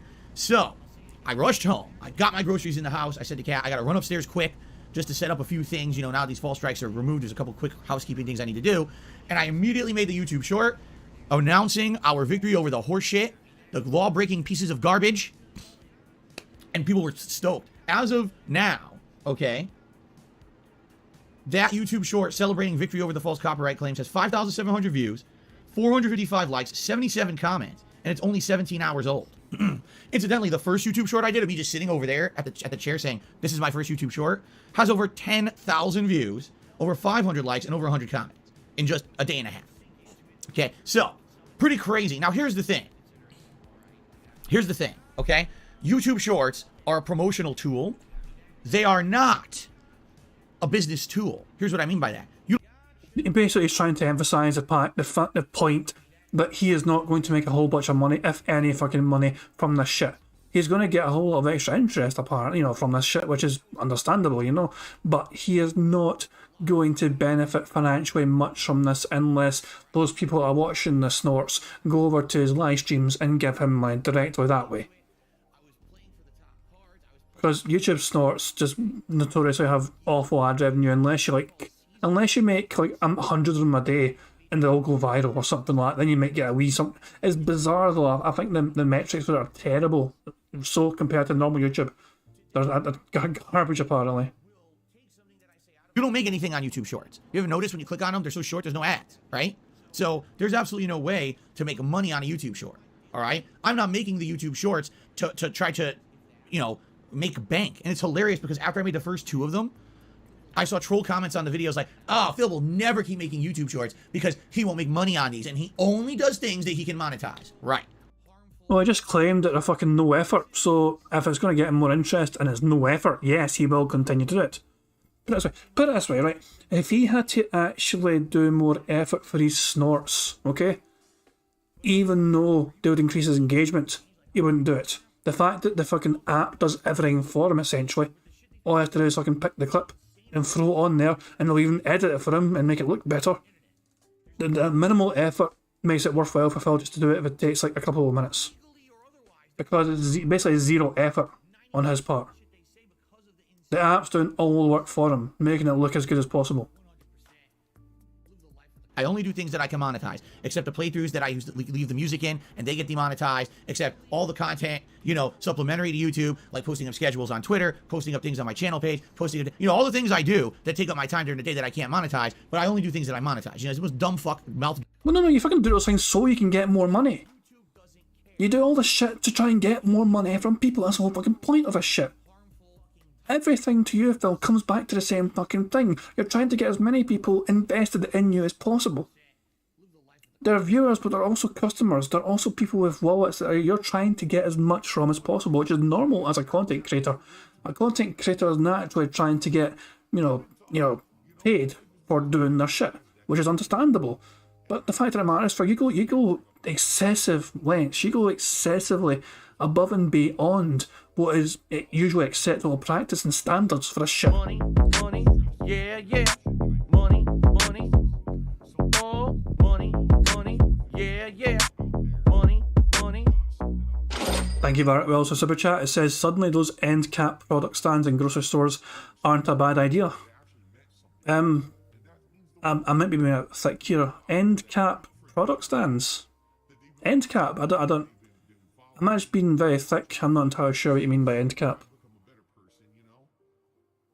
And I might just be being extremely thick here, which is very possible. I'm a very dumb motherfucker. So yeah, I don't know what you mean by end cap. Oh, the butter is it back to the butter story? Okay, I see what you mean now. Okay, I understand now. They put everything in one spot. Okay. And the shorts have been the crab. Okay, go. I get it now. Thank you, guys. I'm so glad my chat are smarter than I am to save me from my stupidity. People are saying, so Cyborg says we should pull him up ranting on shorts half a year ago. Did he rant and rave about YouTube shorts half a year ago? That's interesting. Let me detour. Let me type in YouTube shorts and see if we can get Phil's thoughts on it from like a year ago. Oh, I talked about them in February and he deleted those podcasts. He talked about it in Horizon here. Let's see what he said when he talked about it in Horizon. Would I ever do YouTube Shorts? The thing is, I actually asked about a week or two ago, someone was talking to me about YouTube Shorts, and I was like, well, how do you do it? I'd be interested in trying to figure it out. So come to find out, the only way you can do YouTube Shorts, listen to this, is on your phone. You can't take a clip. Oh my fucking god, even back then, in March of this year, he was a dumbass about this shit. God damn it.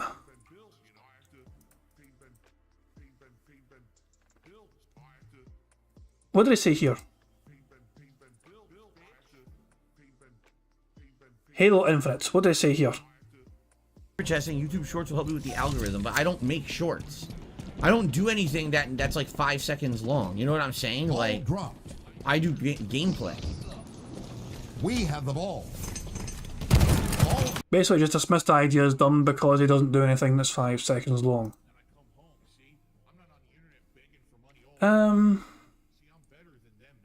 Okay. How about this one? We've got a good clip here, right? Last clip. This is from January of this year.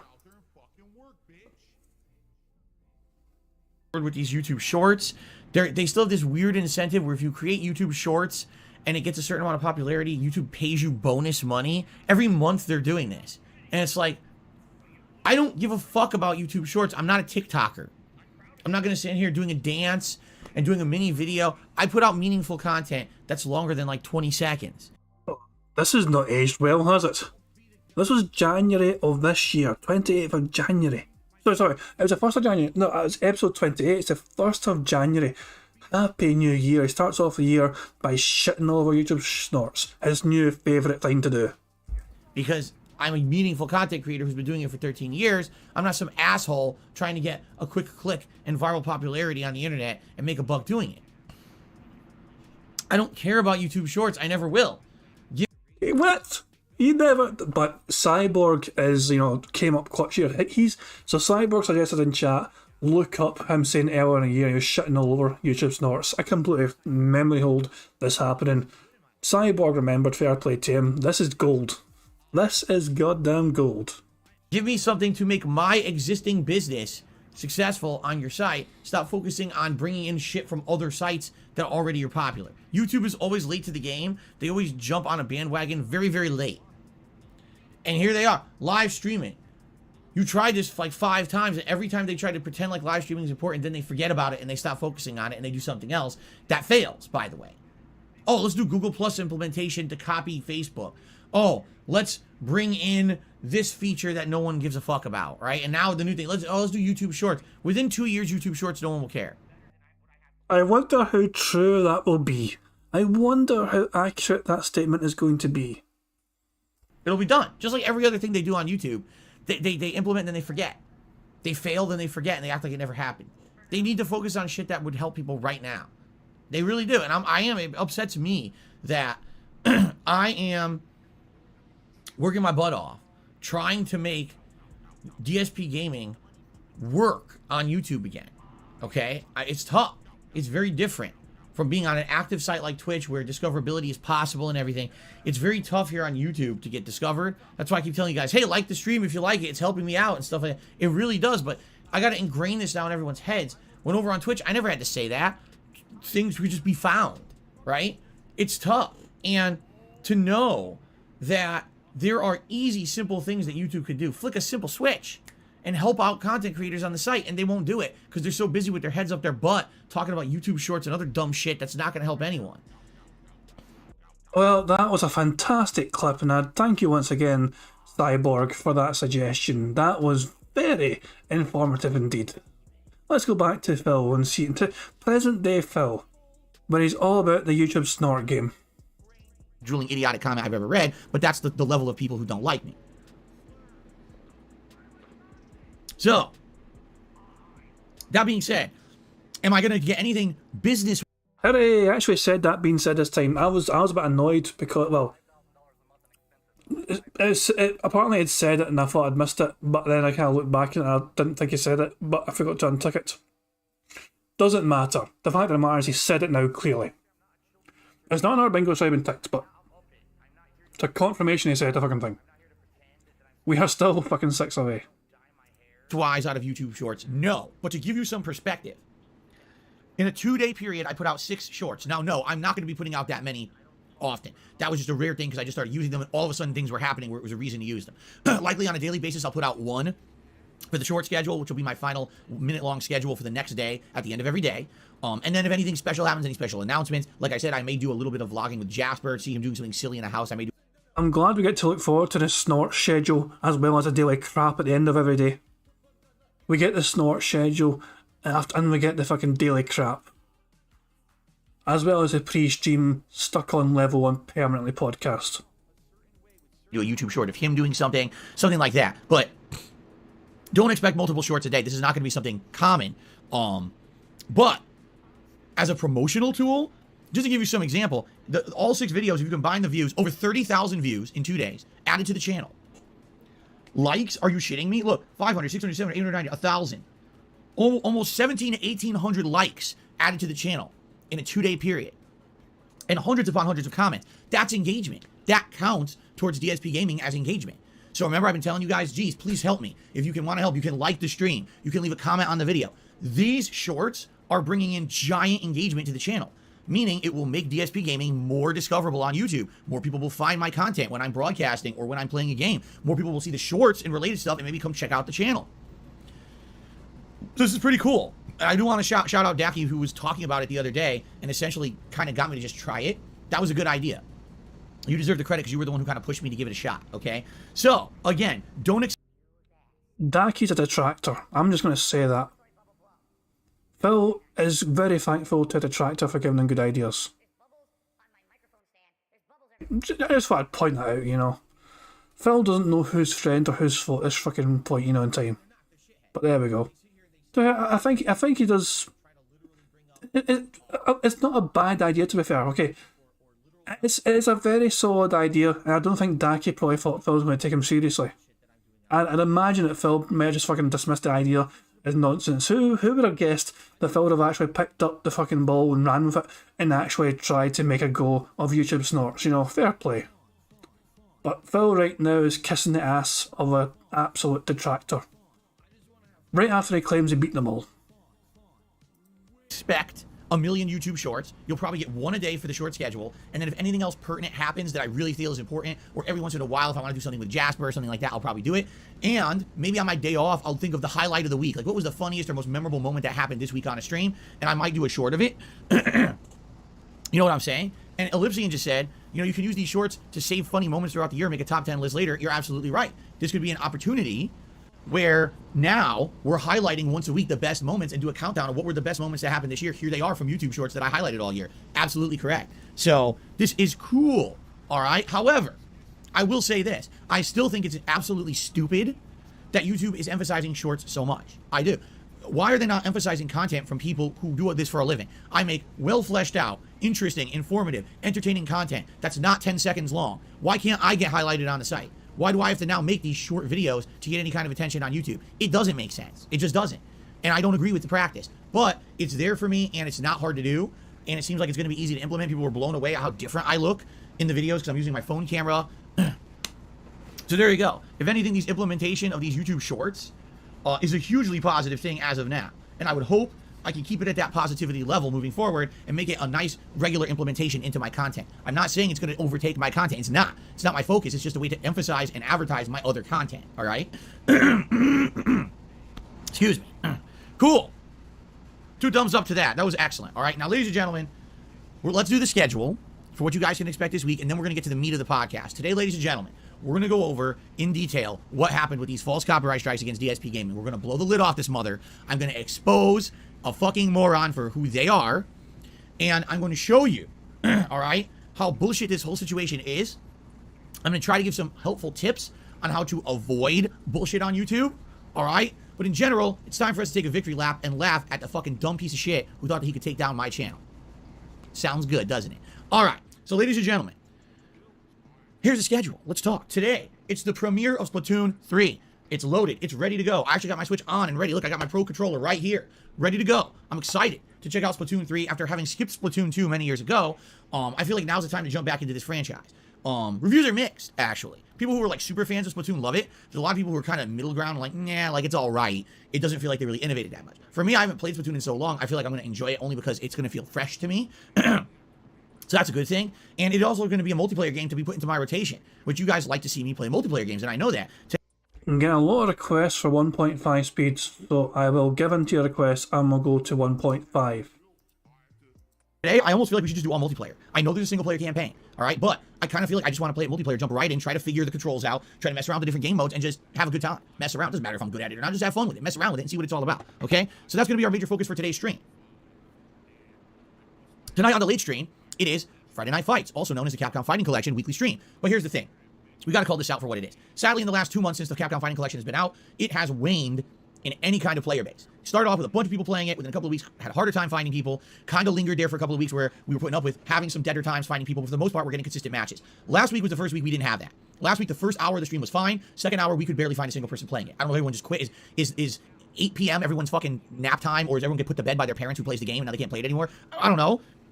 But we couldn't find anyone to fight. We're going to give it another shot this week. But if this ends up a consistent pattern where we just can't find anyone to play in the game, I guess we got to retire it. And that sucks because I absolutely love playing old school Street Fighter. The past few years I played that Street Fighter 30th Anniversary Collection, you know, even as bad as the collection was, it was still a fun time to enjoy with you guys, to you know, experience those classics once a week with all of you. Like I told you guys a week or two ago, playing those classics means something to me because those are the formative games that made fighting games what they are today. Sure, they're outdated, but damn, they laid the groundwork, and to this day you can still play those games competitively, and they're a hell of a lot of fun. They're challenging, they take a lot of skill to play. In some cases, those games take more skill to play than the modern fighters that are out there. You know what I'm saying?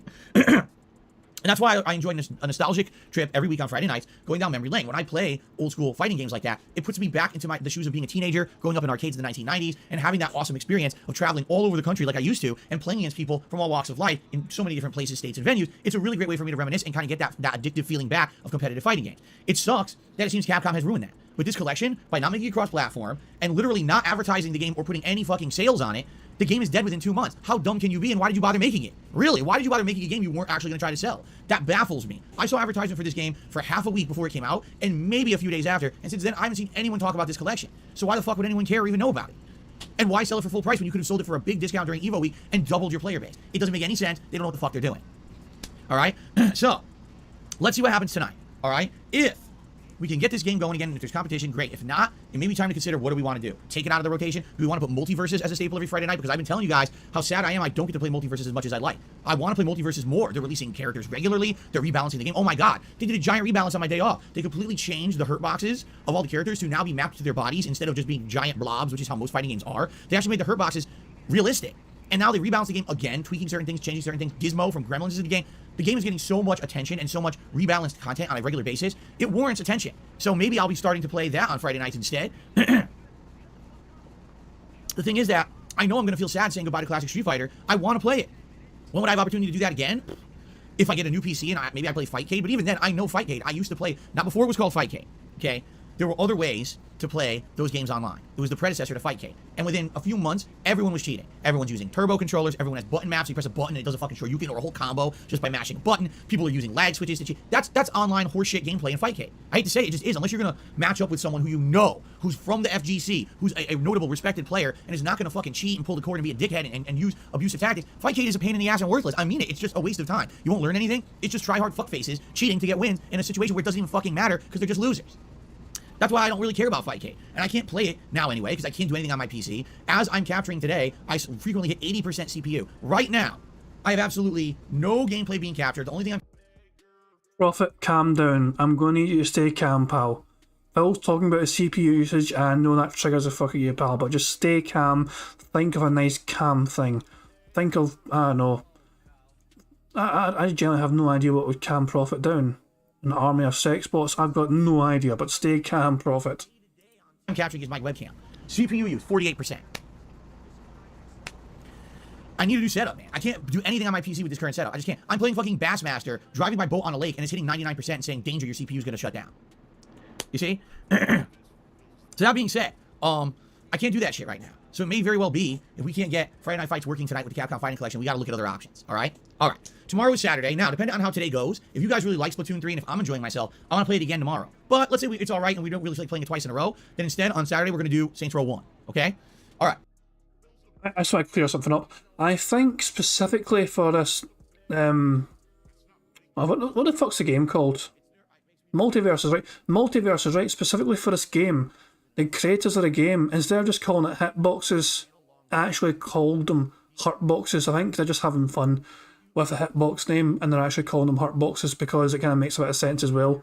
It's like you want to hurt the guy, you hit them in the box, you know. But the game developers themselves coined the phrase hurtboxes when they released this update thing.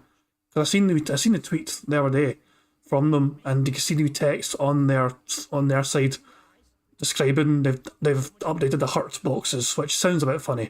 It does sound like Phil butchering a word, I know it does, but just to verify, it's not Phil butchering a word on this occasion. The game developers themselves actually call them hurt boxes, which I think is a bit funny, you know. It's a wee bit of a play on words. It's quite funny. Ryu Shinden just said he is so mad. Players using macros for special moves will fit with fighting games, but macros have been in fighting game thing for years now that even tournament players use them for combo strings. I wasn't too clued up on that. Personally, I'm not a fan. I mean, macros do seem a bit cheaty in my opinion. Because I know it still takes some skill in a sense to use them, but it's a massive aid as well to help you fucking do certain button presses when it should really be specifically just down to how good you are with your hands. If it's a fucking game, you know. It's bizarre. It's like some kind of third-party tool that's going to help with inputs when it really should just be all down to your own inputs. That's just mad taking it, especially if it's a fucking tournament, you know. Maybe have a separate tournament, have separate things, separate brackets or separate things specifically for, you know, macro usage, but don't involve it with people that just don't want to have anything to do with fucking macros. That's my interest. I'm very uneducated with this shit, but that's my take on it anyway. But yeah, we know anyway, fucking Phil's bitter about Fightcade because he gets bodied. Money, yeah, yeah. Money, money. Oh, money, money. Yeah, yeah. Money, money. Thank you very much, Shimet for the super chat. He says, Fightcade has a number of good players. He'll just get bodied. Exactly. The fact of the matter is, there's so many skilled players on there. Phil is massively out of his fucking depth. He cannot live with the fucking better players in that game, and he just fucking has a horrible time getting destroyed by superior players. So he fucking writes them off as fucking, you know, losers, not a shit, fucking take the game too seriously, not a shit. It's funny because it's just Phil being fucking predictably salty and bitter about a fighting game that he's not fucking good at, even though it is probably the more popular fighting game to play. But it's just Phil being Phil, essentially. He can't take him fucking seriously anymore as shit. Clyde Dale says, no fighting game player worth their salt actually uses macros. And he's also said, while I'm alt-tabbed at my game, hurtboxes are a separate thing. Are hurtboxes separate from hitboxes? I just assumed that fucking developers were having fun with that. I didn't realise they were actually a fucking separate thing. I just assumed a character's hitbox and they were just having fun with the hurtbox. wording. I had no idea they were a separate fucking thing. I'm sorry, guys, for misinforming you. I just assumed that hurt boxes were just them having fun with hitboxes. I feel bad for providing false information. I've never heard the term hurt boxes before. I just assumed the game developers were having a laugh. Paddy Mason says I should do a daily over-under for his snorts. An interesting concept, yes. The thing is, the faster we go, the harder it is to pick up his smaller snorts. Because we're going so fucking fast. Because we're going so fucking fast, but you know, sometimes we miss them because I'll say that the shorter the snort is, and we're going fast anyway, we might miss them occasionally. I pig-splained hurt boxes. Apparently I got them fucking wrong, so there you go. Saturday night, we're trying something different. It's going to be the Disney Dreamlight Valley, which is a game that just came out in early access for consoles and PC. I don't know if it's on PC, but I know it's on consoles. And early access meaning it's not really officially launched yet, but you can still play it. What it is, it's Animal Crossing. Yeah, let's clear this up once and for all. Clyde Dale's dropping some information on us all. Heart boxes are the other half of hitboxes. When they two collide, that counts as a hit. I just assumed hitbox meant the same fucking thing as a hurtbox in. I don't understand it was a fucking half, some kind of yin-yang bullshit. I just thought in general, like, hitboxes is when the other half of a, how do you know? Well, which half is which? I'm very fucking confused. But there you go, Clyde Dale dropping information. Heart boxes are the other half of hitboxes, and when the two collide, that counts as a hit. Heather P, hurt box is what the attack has, I believe. Okay, cool. No worries. Well, I'm clearly fucking not clued up on the situation. I just thought the game developers were having a laugh, because it does sound like they're having a play on words, and they're kind of... I don't know, but yeah. Hi, Heather P, by the way, hi. And by the way, I believe Heather P... Is it Heather P that's streaming with Prophet tonight? Prophet, I might be being a bit, you know, incorrect here. Prophet streaming tonight. Okay, it is Heather. Okay, cool.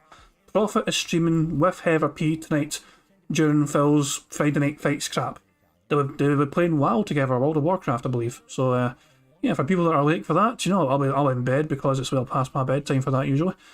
It's like 3 AM usually when that fucking happens. But yeah, guys, if you're interested in a stream later on tonight from Prophet and Heather, you know, you got that day to look forward to. I would recommend checking them out.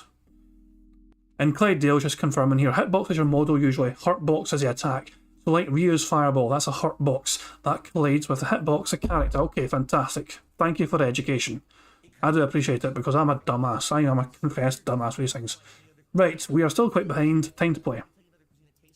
With Disney characters. Hey, when I played Animal Crossing a couple years ago, it was fascinating. I loved it. It was chill fun. There was a lot of stuff to explore, at least for a few months. After a while, it gets kind of tedious, but it's kind of the same thing all the time. But I get the feeling, at least for, you know, a few sessions, at the very least, it's going to be interesting and intriguing. So that's going to be Saturday night. We're going to give that a shot, okay? Then on Sunday, it's going to either be more Splatoon 3 or more Saints Row. We'll see. And what I'm going to do for the rest of the week is alternate the two. Now, Saints Row, I'm almost done with. I've basically at least one, if not two more sessions. We're going to beat Saints Row. I think there's 5 story missions left. No, it's either 7 or 5. The problem is I have to grind the side content to do them.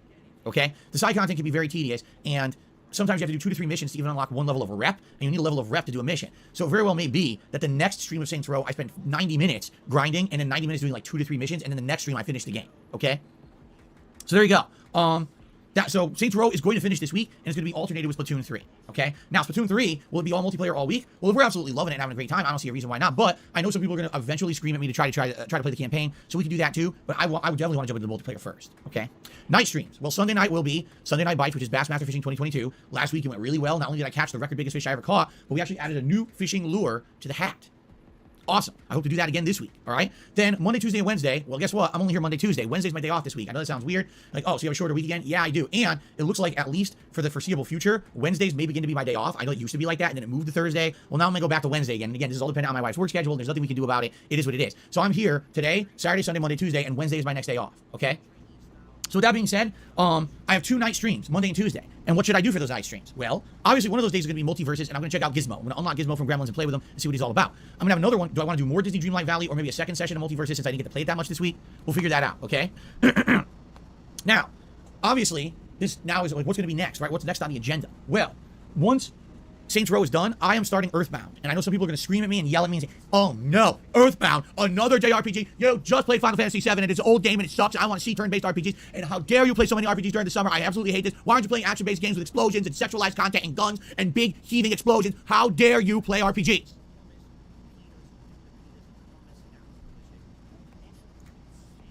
Shut up! It's called variety. Shut the fuck up! Shut up, bitch! I just played Saints Row. I just played Destroy All Humans 2. I played all these different games. I like variety on my streams. I don't want to just play the same shit constantly, all right? So there's already people who have been like, man, I've been waiting for you to play this all summer, and they're saying, we'll support it, we'll be there for it. When are you playing it? It's the next playthrough. It's literally the next playthrough I'm starting up, okay? So, you hope your son never acts like me? Me too. I hope your son never acts like me whatsoever. I hope he stands in the corner staring at paint dry for the rest of his fucking life, you boring asshole. Anyway, so, Earthbound. I'm excited. Earthbound is a classic RPG from the 90s. What the fuck was... No. We can't just fucking ignore that. We cannot just fucking ignore that there. I've paused anyway, Clydesdale, but not for you. Don't worry. So Clydesdale is just summarising here. I think, you know, we don't have to... The reason Hurtbox is less heard of is because not every game calls them that. Unlike FPS, for example, you would hit you with damage without... Okay, I see. Without damage, without having models. Okay, I see. You've explained it quite well, Clydesdale, I do appreciate it, but I wanted to rewind because Phil just had such incredible toxicity there. He did not need to be that fucking harsh with a guy. I think I think he's a perfectly fucking reasonable... See, yeah, he's lashing out... So Barrett Wells is saying he's lashing out at people to manufacture drama to try and keep the us versus them drama going. It's all he fucking has. Let's be honest, it's all he's fucking got. Okay. Right, I'm going to tell you how I'd fucking respond to a shit if somebody said it to me. But I'll let Phil go first. So, you hope your son never acts like me? Me too. I hope your son never acts like me whatsoever. I hope he stands in the corner staring at paint dry for the rest of his fucking life, you boring asshole. Anyway. If somebody said the fucking kid doesn't turn out like me, I would fucking agree with them because I think everybody shouldn't be trying to be like anyone fucking else. Like, not in general anyway. People should just fucking be their own fucking person. There's too much fucking pressure on people to try and be... Like, you know, to try and measure up to someone else at times, you know. There's always just kind of comparisons, trying to be like this person or that fucking person. People are their own fucking selves, you know what I mean? And also, yeah, it's like you can take examples from people, you know what I mean? Some people set some good examples and you can borrow some of those fucking good examples from them, but don't be like fucking someone else, because that's boring. If everybody was like everyone else, the world would be a boring fucking place. The world needs individuality. The world needs that differences in the creativity and all that shit. That's just my taking it shit. If somebody ever said that shit to me, that's how I'd respond to that. I too would hope they wouldn't be like me, but just obviously for those kind of reasons where you've got to be... Never try and be like someone else, but try and take their best traits, you know, if you can, and not just take them, I'll say learn from those best traits, you know, like, you get what I'm saying though. DJ Nero says, I hope my future child never sits in his/her house for 6 days a week and stares into a screen all the time, isn't afraid of human interaction, and earns money. I hope so too, DJ Nero. Anyway, so, Earthbound. I'm excited. Earthbound is a classic RPG from the 90s. I absolutely love it. I've played it many times in the 90s and 2000s, and I played it once about 9 years ago. All right? But back then, I just adopted direct capture. I was not an interactive live streamer. There was no face cam. There was no interaction with my audience whatsoever. I was a very different kind of content creator 9 years ago, okay? He just said interaction. Should we count that as interactive? There was no interaction with my audience whatsoever. Does that count as interactive? Let you guys decide, as usual. You guys are the boss. Does interaction count as interactive? Kirby says yes, Backleach says yes, DJ Reno says no, DJ Reno doesn't think it's the same thing. Backleach says the same word, Gregor Alex says yes, CMO Green seems a bit uncertain but says yeah, I guess, Storm Martin says no. DJ Reno says they are similar but the meaning is too different, the meaning. Possibly. Toy Stan says, just wanted to say hi from the road, watching this while I'm driving through the southern USA. Windshield covered in bugs here in Louisiana. That sounds like that's like the most American thing I've read today. Yeah, that's like typical. That's like, you know, when people think of America, they can think of that. I think, you know, that's like classic American life. It does sound quite good, apart from all the dead bugs on the windshield. it's fucking big. It sounds dumb me saying it like that, but America is stupidly big. Like, I live in Scotland, okay, and that's on the United Kingdom, which is a small fucking island, and it still takes it can take you like several fucking hours to go from where I am down to like London. It's like you're talking like I could be what 6-7 hours of travelling just to get from like Scotland to like London or something. And then you've got fucking America, which is fucking like it feels like half the size of a fucking planet. And imagine how fucking long it takes to fucking get. I mean, some states are fucking states that are like 20 times the size of fucking Scotland. It's crazy. It baffles my fucking mind. And road trips in America, obviously, far more heavy going than a fucking road trip in the UK. That's for damn sure. But fair play to you for Stan. Hopefully you stay sane on the road and stay safe. Damien Anderson says it takes 3 days to cross Texas from east to west and vice versa. Well, Texas is a big ass state as well, to be fair, but it's crazy. I mean, it's like you take it for granted the size of places until you're there, I guess. I've never been to Texas. I'd love to fucking go back to America. I'd love to do New York. I'd love to. When I was younger, I was in Los Angeles, as I said. I'd done Los Angeles, done San Francisco, done Mexico as well for like a day trip. When we were there, I stayed with my auntie when we were there. It was a great fucking time, but I was so young at the time. But I would fucking love to go back to America and experience so many different places in America. Just be a fucking big tourist. I'm ready, but I'm a big fat bastard already, so I feel like I'm part American already just because of that. I've got a big appetite, so I feel like I'd fit right in. But I'd love to fucking do America again.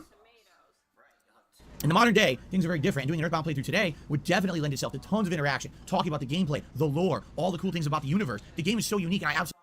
Whoa. Pam Solo is informing me, he says I was not an interactive streamer. Let's rewind. Let's just confirm. Be there for it when you're playing it.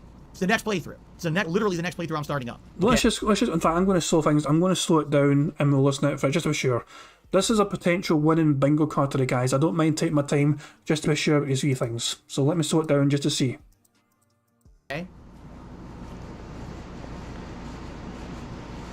So, you hope your son never acts like me? Me too. I hope your son never acts like me whatsoever. I hope he stands in the corner staring at paint dry for the rest of his fucking life, you boring asshole. Anyway. Shut up, bitch! Earthbound. I'm excited. Earthbound is a classic RPG from the 90s. I absolutely love it. I've played it many times in the 90s and 2000s, and I played it once about 9 years ago. All right? But back then, I just adopted direct capture. I was not an interactive live streamer. Yeah, I should have said interactive to fair. So I wasn't doubting you, Pam Solo. I was doubting myself because I heard him say that, but I fucking misheard him say it.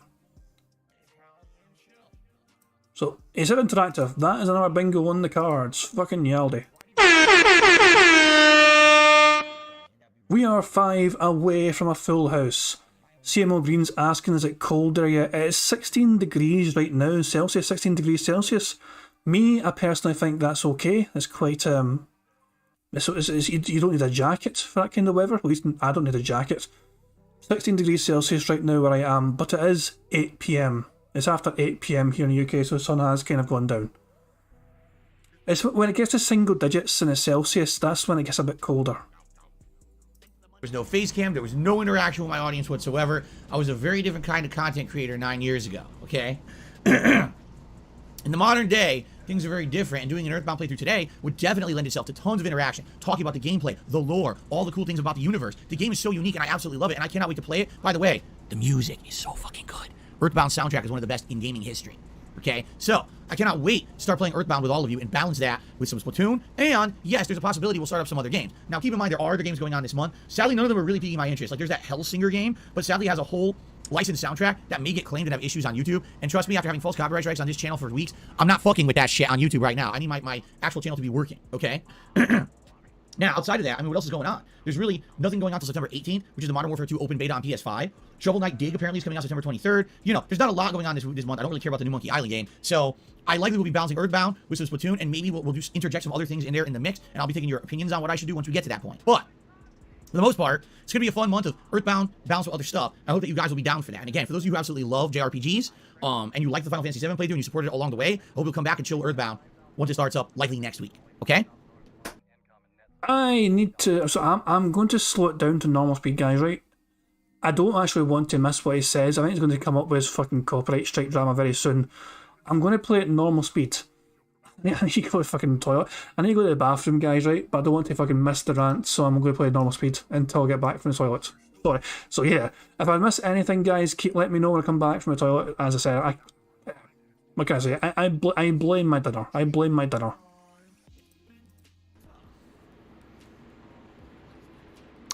A piece of bagel stuck in my mouth. How annoying. I had a bagel this morning for breakfast.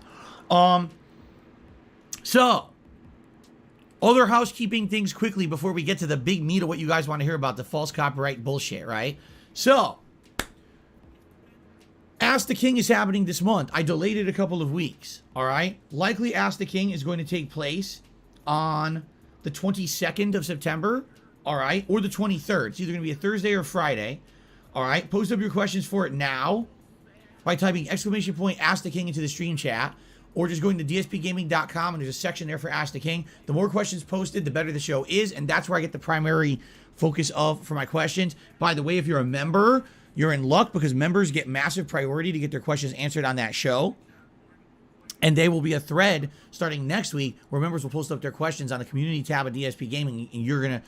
Last time I did Ask the King, like 80% of the questions were from members. So just so you know. Speaking of members, transition into the next thing. As you can see, gifted memberships are back. Positivity is back because there's no bullshit against the channel.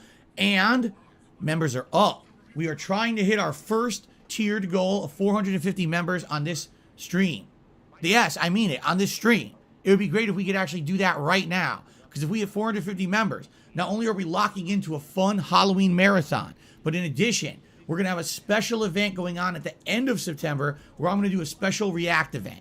Okay, so it's a double reward if we hit this member's goal. We have to hit it by the 16th of September in order to get the double reward, but I'm very positive that we can hit it on this fucking stream. Yes. Yes. Yes.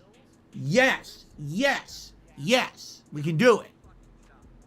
All right, we might not do it. It might take a few days, but I think we can do it. I'm feeling very positive. So many memberships were gifted in the last couple of days that I've been streaming that I'm very positive that more are going to hit and that we're going to hit this goal. Now, there will be a tier 2 membership goal for the month, and that goal is going to entail a second Halloween event where we're going to do React style content, okay? But we won't talk about that till we hit the tier 1. Why talk about the tier 2 when we still got to hit the tier 1, right? Right? Yes. Okay. No, we're not doing Halloween events in September. They're next month. Boy, I got to reiterate. People are confused.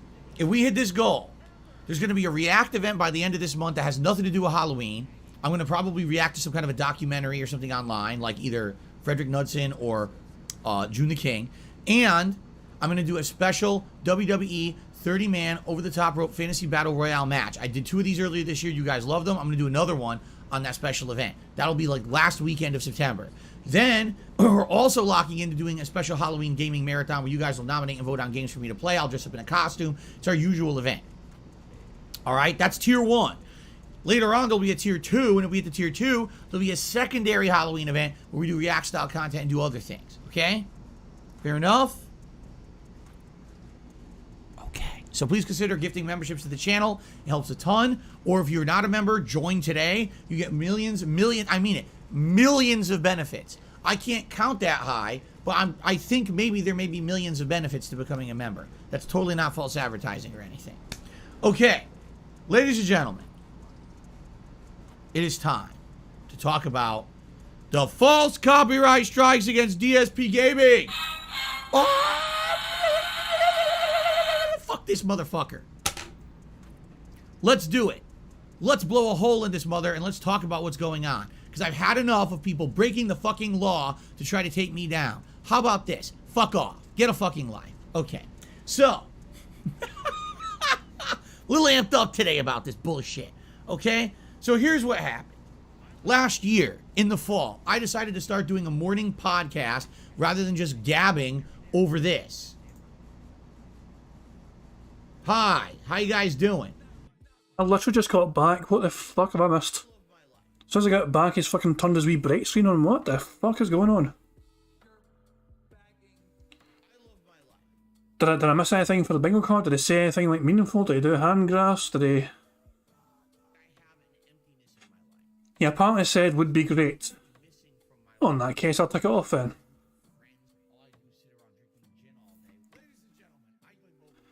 Can anyone else confirm he said would be great? I don't want to just act like I'm not trusting Hill Gaming, but I want to make sure other people also said it. So I'm saying it. Is it recent? I don't mind rewinding a wee bit. I just miss Cat. Bullshit. I'll rewind it, but I'll rewind it a wee bit like that. You know, I've rewound like, you know, a minute or so, but I'm going to go 1.5 speed again. Millions of benefits to becoming a member. That's totally not false advertising or anything. Okay, ladies and gentlemen. Is it before this, by the way? He said it when he was talking about memberships. Okay, fuck it. We'll play from here. Here. There you go. We're gifted in the last couple of days that I've been streaming that I'm very positive that more are going to hit and that we're going to hit this goal. Now, there will be a tier 2 membership goal for the month. And that goal is going to entail a second Halloween event where we're going to do React style content. Okay? But we won't talk about that until we hit the tier 1. Why talk about the tier 2 when we still got to hit the tier 1, right? Right?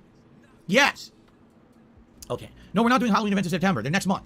Okay, boy, I got to reiterate. People are confused. If we hit this goal, there's going to be a React event by the end of this month that has nothing to do with Halloween. I'm going to probably react to some kind of a documentary or something online, like either Frederick Knudsen or June the King. And I'm going to do a special WWE. Apparently it happened before. I don't want to go too far back, guys. I'm sorry, but...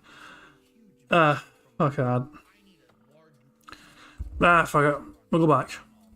Come back and chill Earthbound. Bagel stuck in my mouth. To the big meat of what you guys want to hear about the false copyright bullshit, right? Okay, actually, this is a bit I fucking heard before I went to fucking loo. So there you go. So, Ask the King is happening this month. I delayed it a couple of weeks, all right? Likely Ask the King is going to take place on the 22nd of September, all right? Or the 23rd. It's either going to be a Thursday or Friday, all right? Post up your questions for it now by typing ! Ask the King into the stream chat, or just going to dspgaming.com and there's a section there for Ask the King. The more questions posted, the better the show is, and that's where I get the primary focus of for my questions. By the way, if you're a member, you're in luck because members get massive priority to get their questions answered on that show. And there will be a thread starting next week where members will post up their questions on the community tab of DSP Gaming. And you're going to... Last time I did Ask the King, like 80% of the questions were from members. So just so you know. Speaking of members, transition to the next thing. As you can see, gifted memberships are back. Positivity is back because there's no bullshit against the channel. And members are up. We are trying to hit our first tiered goal of 450 members on this stream. Yes, I mean it. On this stream. It would be great if we could actually do that. It does say it. Okay. It did say it. It would be great. He does say it. There we go. We can take that off. It's a fucking bingo. It's a great spot. Hill Gaming was the first one I saw that fucking said that he saw it, and many other people, other people weren't too sure. Hill Gaming came in clutch. Good spot. I think a couple of other people also thought he said it, but Hill was the first one I saw in chat. They kind of brought it up, so thank you very much. Guys, it's natural to miss it. I fucking miss things as well sometimes. You know what I mean? This is why it's like a team effort. We're all trying to fucking make sure we're listening or paying attention, because sometimes we can all just miss things. Right guys, I'm going to just fast forward a wee bit here, just to get back to where we fucking left off, because nothing else also happens when he's fucking ranting about memberships. Right now, because if we have 400 in the goal for the month, and that goal is going to be tier 2. Okay. No, we're not doing Halloween events in September. There's no Halloween. I'm going to do a special. That'll be like last weekend, their usual event. Act style content and do all this. Helps a ton. I think maybe there may be millions of benefits to becoming a member. That's totally not false advertising or anything. Okay. Ladies and gentlemen. Here we go. It is time to talk about the false copyright strikes against DSP Gaming. Oh! Fuck this motherfucker. Let's do it. Let's blow a hole in this mother and let's talk about what's going on. Because I've had enough of people breaking the fucking law to try to take me down. How about this? Fuck off. Get a fucking life. Okay. So, a little amped up today about this bullshit. Okay? So here's what happened. Last year, in the fall, I decided to start doing a morning podcast rather than just gabbing over this. I'm going to slow it down a wee bit, guys, just in case we miss something. I'm going 1.25 speed. Don't mind me. There we go. Here we go. Hi, how you guys doing? You enjoying staring at these screens? We did it for about 7 years, so I hope you really liked it. I finally listened to your feedback, and I decided to start doing a podcast every morning where I'd be on camera, I'd talk about various topics, and we'd have interesting discussion, Q&A. Great, right? And this has been a great show to do. This actually has gotten me a new audience of people who come just to watch this podcast and maybe every once in a while watch my gaming content, while others just found it as a natural, organic way to get into my content every morning, okay? Pretty cool. Well, when I started doing this podcast, I decided that I wanted to make it a little bit fancy. Now, I don't have any expertise in video editing. I don't have any video editing software, all right? So even if I wanted to, I wouldn't be able to do an intro or an outro or anything like that for this show, okay? So at one point, I kind of appealed to everyone out there, and I said, if anyone wants to submit any content for the podcast, I'm open. And it was funny because I got a bunch of people who submitted different kinds of content for the show all at once. And there was one particular person who said that they actually wanted to work with me directly in order to make content. They claimed that they were actually someone who worked in like a video editing, like this was their job. And they wanted to take that into the realm of donating some stuff so that I could use it for my podcasts because they liked me and my content and they wanted to see their stuff featured and it made them feel good to see their content on a stream, but also they wanted to help out. I'm not sure where Phil's going with this, but if he's going to try and call out the guy that originally gave him the content, that's not who copyright struck him. I said, I talked to the guy that made the intro for him. He did not copyright strike Phil. Someone pretended. Someone pretended to own, to have made the fucking video. That intro did instead. The guy that made the intro did not copyright strike Phil. Some other random person did. He might be trying to go after somebody here, which had nothing to do with copyright strikes. Let's see where he goes with this. So, no exaggeration. I talked with this person back and forth for weeks. All right? Talking about content, talking about what we could do in an intro or an outro, what kind of stuff. They basically had some ideas, and initially I didn't like some of the ideas, and we kind of went back and forth a little bit about it, about what it could be. And initially, way back when in January, yes, that's how far back this issue goes, okay? In January, they decided that they were going to start making like intros, and they gave me their first idea. Now, at that point, I just wanted something to throw on the podcast. I didn't really care about the quality. I was like, just anything would be funny at this point, just to have something. So this person had footage of like Japanese arcades, but it wasn't only just like video arcades, but there was like those freaking, what was it, pachinko games and shit like that, stuff like that. And a few other things interjected in there, like there was some gameplay of Street Fighter and stuff like that. All right. So, I put the intro on the show, and people are like, oh, that's a troll intro. And I'm like, well, why? And they're like, well, did you notice that some of those machines are gacha machines, which are the machines where I guess you put money and you get a randomized item out of it or whatever. And I was like, I'll be honest with you, no, I didn't even really notice that that's what it was, because it was a variety of stuff. There was those machines, there was pachinko machines, there was Street Fighter, there was a bunch of stuff in the intro. And, you look at it and you're like, even if it could have been like tongue-in-cheek trolling, it's not outright trolling, it's not outright nasty, negative stuff. Yeah, sure, it might be in line with some stupid snickering detractor memes, but who gives a fuck, right? I don't care. I haven't been rolling with the memes for how many years, right? Like, oh, absolutely, we can't ever talk about that. I'd ever bring that up on my stream, right? Like, whatever. So I just thought it was funny. Okay? Now, I should make this abundantly clear, all right? Before I put a single piece of content on my streams, I got outright written permission from this person to use this content in my streams. I have it. The guy that fucking made you the intro did not copyright strike you, Phil. Don't fucking... If he's going down this fucking road, he's a fucking moron. He actually might be thinking that the guy that made the intro for him is the one that fucking went after him. He's a fucking idiot. I archived it. Every piece of correspondence I ever have with this person, actually reaching months before they ever even gave me an intro for the show, I have archived. I'm not stupid. I dot my I's. I cross my T's. I do everything to protect myself these days because I've been here, done that. I've been down this road before. Okay? Many years ago in 2015, the one instance that really destroyed DSP Gaming as a business was when I was too trusting, and for many, many months, I accepted tons of fan art as well as intros and shit for my streams. And what happened was a concerted group of trolls who worked together for months to set this up, acted like my friends, acted like stream regulars, and then all of a sudden hit me with an insane amount of false copyright strikes in a short amount of time. Okay? That time I had no idea what to do. I was panicking. Like, how do I clear this up? And I was partnered with Machinima back in 2015. Machinima contacted YouTube, all right? And YouTube essentially said the only way to protect yourself from this issue is to delete all of your content that ever used fan art or intros. And I was like, are you fucking kidding me? I've been doing this for a year. You expect me to delete a year's worth of videos? YouTube responded, yes. This is the only way to fully protect your channel. So I was like, wow. Do you have that in correspondence, Phil? Do you have any fucking evidence that they said that? I'd like to see this evidence, Phil. I want to see evidence of YouTube telling you to do this. Please show the evidence where YouTube tell you to delete a year's worth of content. Please. Please tell me you've got the evidence still, Phil. We're fucking waiting to see that shit. I'd love to see that shit, Phil. Wow, that's pretty fucked. So at that point, I spent an entire day not making content, but instead deleting content. When I deleted all that content, and this is, a different time, this was 7 years ago. When I used to do, pre-streams and stuff, you're talking about thousands of views. These videos would get thousands of views. Today they don't, but back then they did. So now imagine deleting a year's worth of content, each video getting thousands of views. By deleting those videos, all right, overnight, DSP Gaming lost tens of millions of views. When that happens on YouTube, when YouTube sees a YouTube channel delete a ton of videos and lose tens of millions of views, essentially what YouTube's algorithm does is says, we detect something wrong with that channel. If a channel is having that much change, it must mean that something bad has happened, and therefore what it does, it kicks you out of the YouTube algorithm. So in 2015, DSP Gaming went from one of the most recommended prominent gaming channels on YouTube to non-existent. Because of what you did to your own channel. You deleted your own videos and you caused that to happen. Until you provide evidence that YouTube told you to delete those fucking videos, I'm going to put all the blame of that on you, Phil Burnell. If you can prove that YouTube told you to delete videos, instructed you to delete videos, as a way to get round this issue, then fair enough. But until you provide evidence, it is going to be all on you, Phil.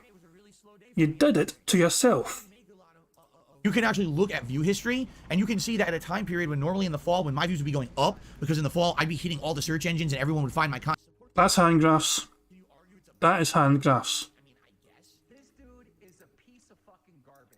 It's a double bingo.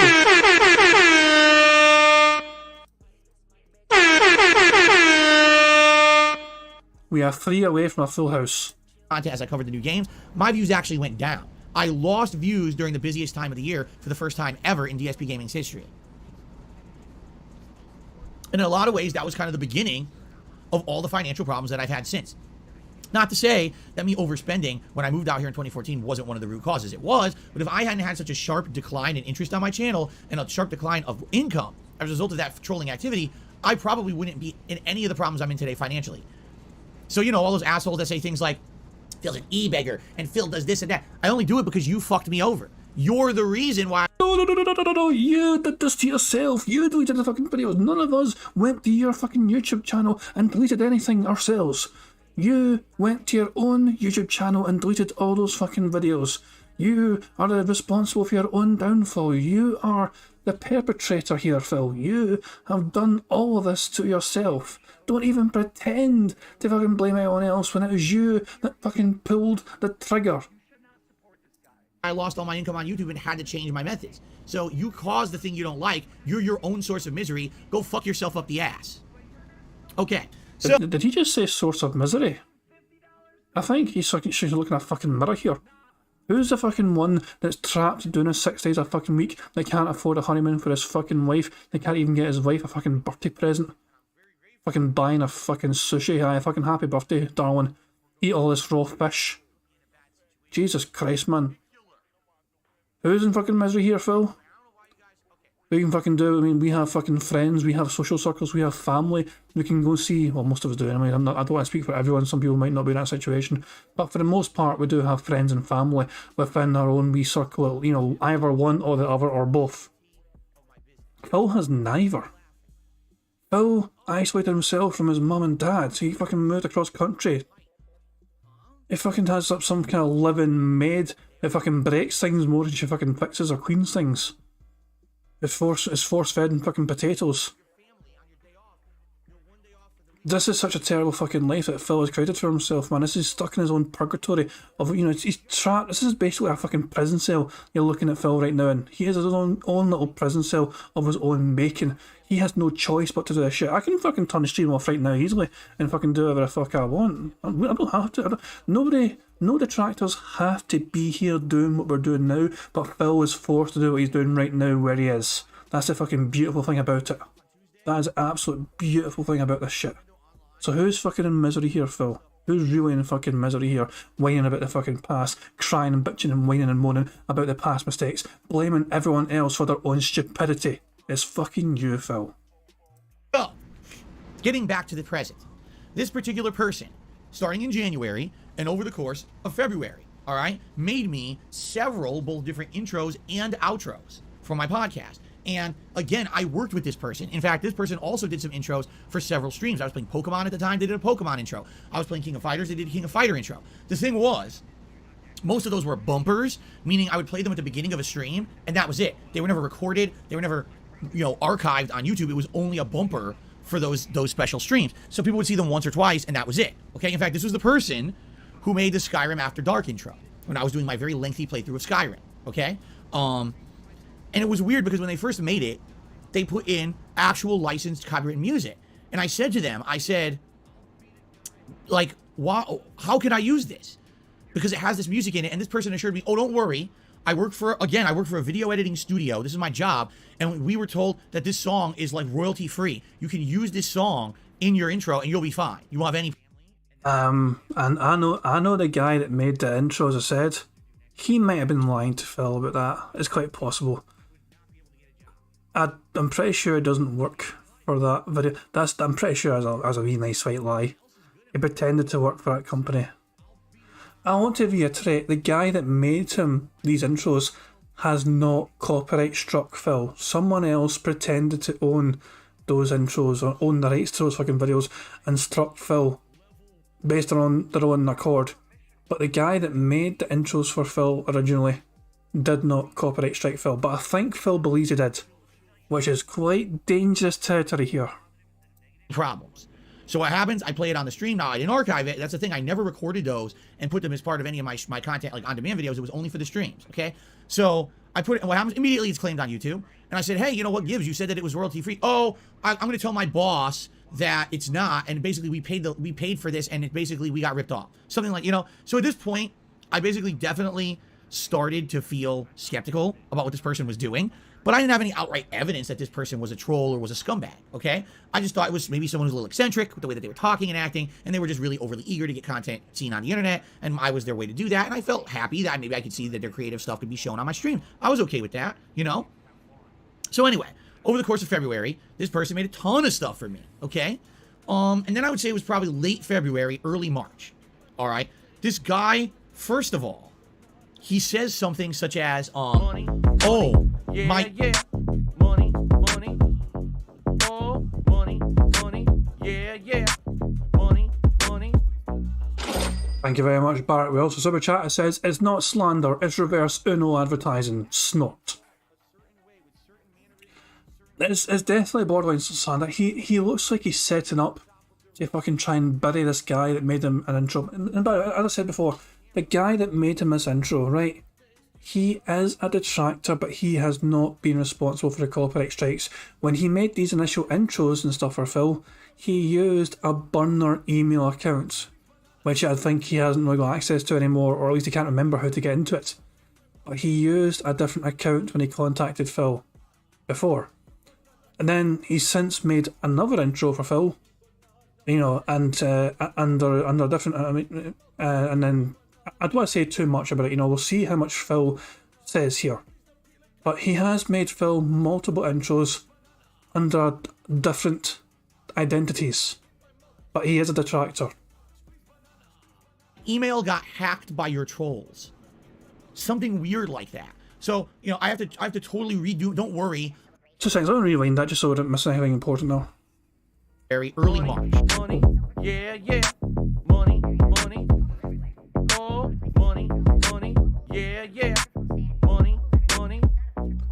Thank you very much, Prophet, for a super chat. It says, it'll be very ironic if the guy that made the intro now strikes Phil for slander and defamation for false reporting and accusing him for the strikes. It looks like Phil has not outright accused him yet, but it looks like he's gearing up for that, so I'll have to fucking wait and see where it goes. I don't know if he's going to actually try and... The thing is, when he first heard about the copyright strikes, he genuinely said to me, I wish I knew who was doing it so I could give them the raw files. The raw video files, so they actually had evidence, technical evidence on their side, that they had the raw footage and data from the intros. So it's kind of... So even though he wasn't responsible for the fucking copyright strikes, he was quite supportive of them in a sense, you know. But because nobody fucking had a clue who was actually doing it, you know, who was he fucking going to give it to? So he had all his stuff still, you know. So all right, this guy, first of all, he says something such as, "Oh, my email got hacked by your trolls." Something weird like that. So, you know, I have to totally redo. Don't worry, I'm okay. But they tried to contact my work and they tried to get me fired and this and that. And I'm like, wait a minute. Your email got hacked by my trolls. How? No one knows who you are, right? You're not. It's not like you're actively a part of my content. No one knows you're making this shit for me or who you are at all. Okay. No one knows your email address. No one knows where you work. You didn't even tell me where you work. You described it. You didn't say where you work. So even if you know what I'm saying, like none of this is adding up. This is definitely starting to not make any sense at all. Okay, it's just. And it's quite possible the guy was kind of, you know, on the wacky tobacco at the time, you know. He is quite partial to that at times. He does enjoy that from time and time again, so it's quite possible that he wasn't fully mentally focused when he was sending Philly's emails. Just saying. Confusing as shit. Like, what he's saying, I'm like, right? Like, what are you talking about?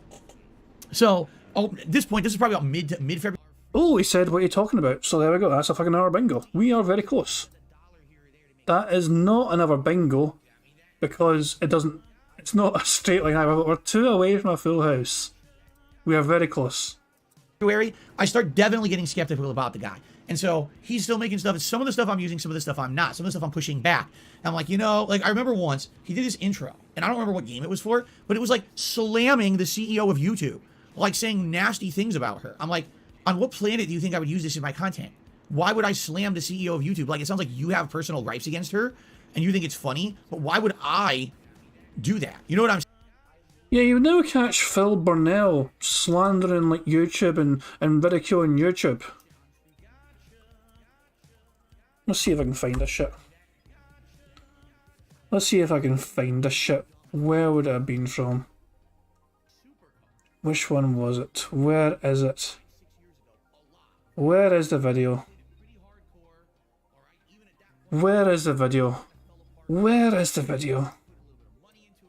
See, I'm going to type in... Man, it's just...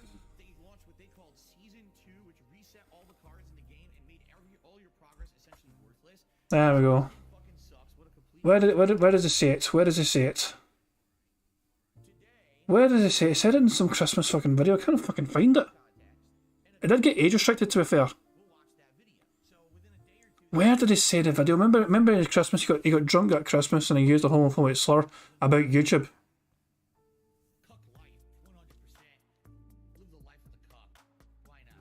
I cannot find the fucking video for life, mate. That's so annoying.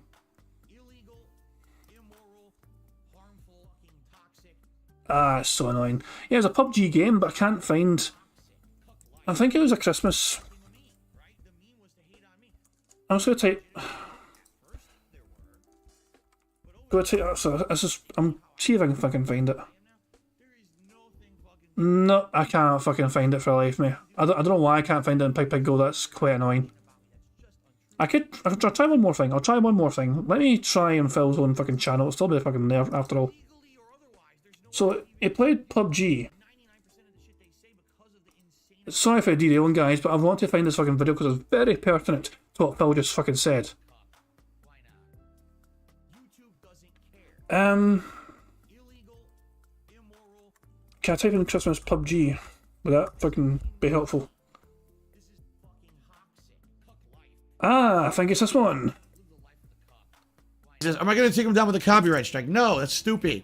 Because he just get it overturned anyway, just like everybody else. YouTube, you can't actually have copyright strikes enforced on YouTube unless you're going to sue someone.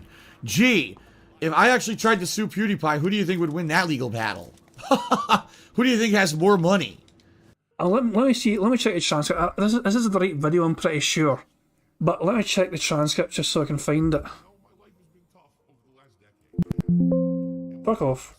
Is this the right fucking video? Oh, maybe it's not a fucking right video. That's annoying.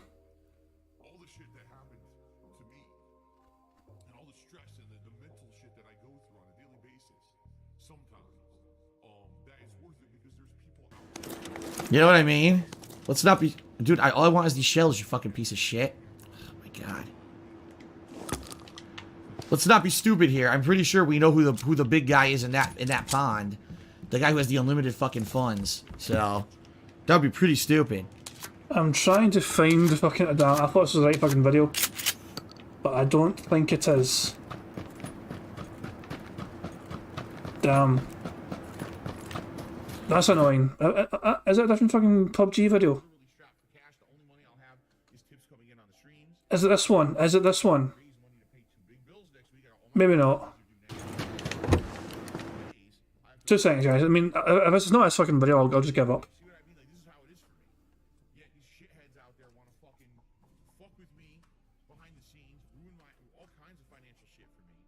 Nah, I don't think it's a... Fuck it, I got... So, yeah, basically Phil used homophobic slurs and talked about Twitch and YouTube, you know, and all the apparently all the homos go on YouTube or something like, you know, it's a kind of bizarre one. I cannot find it for life, man. It's annoying. I don't want to derail too much of it. But I just think it's quite ironic that Phil says that about YouTube when he's been very openly critical and insulting to them in the past. Even, you know, these days, he's still quite insulting to them. But fuck it, we'll just continue on. Saying, like, this doesn't make any sense. So what are you talking about, right? Like, why would I do this? It was just weird. And like I said, as he made more and more content, it started getting more weird and eccentric and very odd, okay? To the point where it wasn't even really making sense anymore, but I was like, it's kind of funny, so I'll still use some of it, but I didn't use all of it. Trust me, this guy was sending me a bunch of shit, you know, and it was just random, not randomized stuff at some points. The guy definitely seemed like his mind was all over the place and maybe had some issues. I don't know, all right? But, again, I worked with this guy. Like, I have trails of emails saying, no, can you change this? Can you tweak this? Can you do this? Then we'll use it as a podcast intro and stuff like that, okay? So finally, we're basically all this broke down. I hadn't heard from the guy in a little bit. I was still using his intros and outros, but I hadn't heard from him for a little bit, okay? And then all of a sudden he came back out of nowhere and he's like, I got a new one for you. I got a new intro to use on your podcast. I was like, okay. Now, I'll be honest with you. I only used the intro once and I don't really remember exactly how. It was really long. I remember being like several minutes long. And I was kind of like, man, this is pretty long for it. But I'll give it a shot. I'll just try it once. I remember playing it and people thought that it was all right, but they're like, yeah, it's kind of long. You know, is there a way to narrow it down or whatever? All right. So later that day, I play back the intro and I'm watching it in detail because I'm trying to like, what could we cut out of this? What still makes sense? But what could we edit out and make shorter and things like that? So I'm watching the intro and I saw something. I saw fucking Tevin. Yeah, he had superimposed Tevin in the background of the intro, looking out at me in the intro. All right. At first glance, you would never see it. It was actually hidden in the background. Remember Phil said very recently he didn't care about the detractor memes, he just rolls with it, you know, like the gacha game and Plinko machines, whatever. He said, whatever, who cares, it's not that important. Well, Tevin is in his own way a bit of a detractor meme show and intro as well, but all of a sudden this is the line. This is the line that Phil will draw. Train said he found the clip, it's Holiday Marathon 2017. I mean, if people want me to try and find it very quickly, I can try and find it. Especially since Train's giving me the details now of the video. Fuck, I'll leave if I can look very quickly. Holiday Marathon 2017. Here we go, I found it. So people want to be very quick to see. So Phil, apparently you can't have an intro on DSP Gaming where you're critical about YouTube and their policies. But a few years ago, Phil was quite happy to tear YouTube a new arsehole about their store stuff. So 620. I'll just play it from here. Anymore. If you want to watch, you know, someone enjoy a game and have fun and be entertaining, you watch them on Twitch. You don't watch them on YouTube anymore, right? YouTube is more about drama and bullshit. I want to watch a drama vlog. Then you go on YouTube. I want to watch some faggot and insult some homo. You go on YouTube. I want to watch some guy throw around all kinds of insulting slurs constantly. Well, you go to YouTube. So that's what Phil thought of YouTube only a couple of years ago. Thank you very much for that, Train, by the way. Thank you for helping me find that. I do wish I was able to find it sooner, but my dumb ass completely forgot how to find it. So you would never see it at all. You actually had to like watch this thing frame by frame in detail, which I was doing. I was like, what can we cut out or whatever? And then I saw it and I was like, oh, I get it now. This guy probably has hidden this shit in all of the intros. How much do you want to bet this guy, there's hidden shit in all of them that no one knows, but the guy's one of these eccentric losers. Because this has happened before. Years ago when I was on Twitch, people would be, oh, here's new art for your streams, and I'd use it. Oh, if you use a color filter over it, Tevin's face is on it. Who the fuck sits there on Twitch putting color filters over regular channels to see this, you fucking idiotic loser? Like, you're the only one who would possibly know that, right? But that's how these people are. They're crazy idiots. So, after discovering this, okay, I immediately stopped using all of this person's content, but it had been about a month that I'd been using their content on my podcasts, okay? So I contacted them. Damien Anderson, the video already has been reported and age restricted. So, it got age restricted recently, I believe. This is actually when Phil actually first got hit by these copyright strikes as well. People are going after this content, and one of the videos was removed at the time, or blocked by YouTube for hate speech. But that since got kind of lowered and they got approved again, but just age restricted. Phil's content should be age restricted for the language he uses, for the way he conducts himself. But the fact of the matter is, most of his content is available for children, even though he uses language which is not suitable for children. And it's just one of those things as well where he really needs to be held accountable for these things. He gets away with just, having things set to, things being child friendly when it's not fucking child friendly. Everything I fucking make on this channel is not child friendly, at least these days. I think my early fucking videos back, years and years ago when I fucking made FIFA videos, some of those might have been, I don't understand, I don't fucking know, but all I know is these days, today, everything I fucking make, I make sure it's ticked that it's not suitable for fucking children. Kids should not be fucking hearing me swear like a fucking sailor, a bad influence on them. For fuck's sake, man.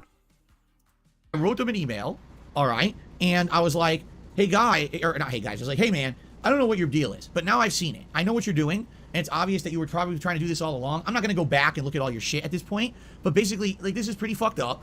Obviously you should look at yourself in the mirror and say, what am I doing with your life? You made a lot of intros that are really good, and you have talent, but the fact that you squandered that talent to do troll shit, like, imagine what you could do with your life if you actually put effort in instead of trying to troll people on the internet with this dumb shit. It's similar to other people. I've seen other people do amazing quality artwork that's like hideous versions of me. Why? No one cares. You're a loser. Go draw shit that you can make money with or make a career with or do something productive with your life. Don't sit here drawing ugly pictures of Darkside Phil on the internet. You're wasting your fucking life away. But that's how these fucking people are. They're out of their minds. So anyway, I don't hear back from the guy. It's been like 2 weeks. I hear nothing. Okay? So I write one more email to him. And I said, it would have been nice if you could have been a man and fessed up to what you did, but it's obviously that you're a puss. It's messed up that you did this, and, good riddance. I don't ever want to hear from you again. And that was the end of it. Well, now I pissed him off. So he responds, I don't know what you're talking about. I'm serious. I'm sitting there. The intro is there. You could see Tevin in it. There's no disputing this. I don't know what you're talking about. You're making this up. I don't know what your problem is, Phil. I think you're paranoid because you have so many trolls, but I'm incredibly insulted that you would say this about me. How dare you accuse me of something that I have not done? Okay? So at this point, this guy isn't just like, fuck off, I'm a troll, neener. He starts actually making demands. Yeah, he starts making demands. You better take down every podcast that you've done with my content in it. I want you to take down all of your Skyrim content. I want you to stop using the phrase Skyrim After Dark because listen to this, because I trademarked it. I went to the trademark office and I trademarked Skyrim After Dark. What? Do you even know how the process to trademark something? To trademark something, the quickest you could do it is 6 to 8 months. You just made the Skyrim intros a month ago. How the fuck could you have trademarked it? Like, this guy is nuts. Like, literally now you realize this guy's a mess. His head is unscrewed. This guy's a nut job. Okay? So he's saying all this nonsense, or absolute fucking nonsense, and threatening me, outright threatening me with shit. I'm gonna do this and that. I want you to take down all your content. All right. So here's what I did. I did one final email, and I said, listen, you're nuts. You don't have any concept of how any of this works. You don't work for some editing company. You don't work for any trademark. You know what I mean? Like, you didn't file a trademark. You're a fucking nut job. I want nothing to do with you ever again. Here's what I'm going to do. I will not use your content anymore because I don't want to be a part of you. I don't even want you to be in my content because you're fucked up in the head. You're messed up. And that's all I'm going to do. You have no right to demand anything from me because I have outright written permission from you to use that stuff in my content. You don't get the right after the fact to then say you can't use it. That's not how copyright law works. In fact, it's the opposite. You gave permission, so anything I made up to that point, I could keep it. But now if you're saying I can't use it anymore, now you have the right to say stop, which I... Wait, I need to hear that last bit again. Sorry, I paused a bit too early. So anything I made up to that point, and that's all I'm going to do. You have no right to demand anything from me because I have outright written permission from you to use that stuff in my content. Wait for it. You don't get the right after the fact to then say you can't use it. That's not how copyright law works. In fact, it's the opposite. You gave permission, so anything I made up to that point, I could keep it. But now if you're saying I can't use it anymore, now you have the right to say stop, which I will do. Hold on a fucking second. That doesn't make sense, because Evil AJ fucking said, nah, I don't want this guy reacting to my stuff anymore, and Phil had not made the react yet. He's completely exposed himself as a massive hypocrite, because Evil AJ, even though he said I didn't mind Phil reacting to Metal Gear Solid 3, not 2, but 3, he changed his mind about that, and he revoked his permission later on that fucking month. So, Phil had not made the fucking live react yet, even though he planned it. He had not made it yet, and yet even though the guy had reneged his permission, Evil AJ said, nah, I don't want this guy reacting to my stuff anymore. That's unbelievable. So Phil is just making himself appear like a massive hypocrite here. Because so Evil AJ said, I don't want this guy reacting to my stuff. Phil never even asked Evil AJ. He had to rely on somebody else asking would he mind Phil reacting to Metal Gear Solid 3. And then used a fucking completely different video to react to anyway. So it's about a fucking game. Phil is making himself look so fucking terrible here. He is making himself look so scummy here, especially on the back of that Evil AJ stuff. Especially on the back of that. Money, yeah, yeah. Money, money. Oh, money, money, yeah, yeah. Money, money. Thank you very much, Storm Martin, for the super chat. It says, I hope this man did stretches before laying out this routine of mental gymnastics. It's mind-boggling. It is absolutely mind-boggling. Jesus Christ, man. It's blowing my fucking... I can't believe what I'm fucking hearing, man. This is guy... Apparently, if you revoke your consent, and it means you can't make future content about that stuff. But only for intros. It doesn't apply to React content. Even though Evil AJ revoked his permission for Phil to do something, it's fine. It doesn't count. You know, Phil can do whatever he fucking wants because you said yes one fucking time, so he can react to whatever he fucking wants. Make of that what he fucking will. But outside of that, you don't have a legal leg to stand on trying to demand that I take down tons of my videos and shit. You're out of your fucking mind. Okay? And that was where I left it. I marked his email as spam. So if he ever responded, I never saw it. It probably just went right to my spam folder because I get hundreds of spam emails a day. And by marking him as spam, I never have to deal with him ever again. That was the end of that shit. Okay? Okay. Now, fast forward to a couple of weeks ago. All right? Because here's what happened a couple of weeks ago. Okay?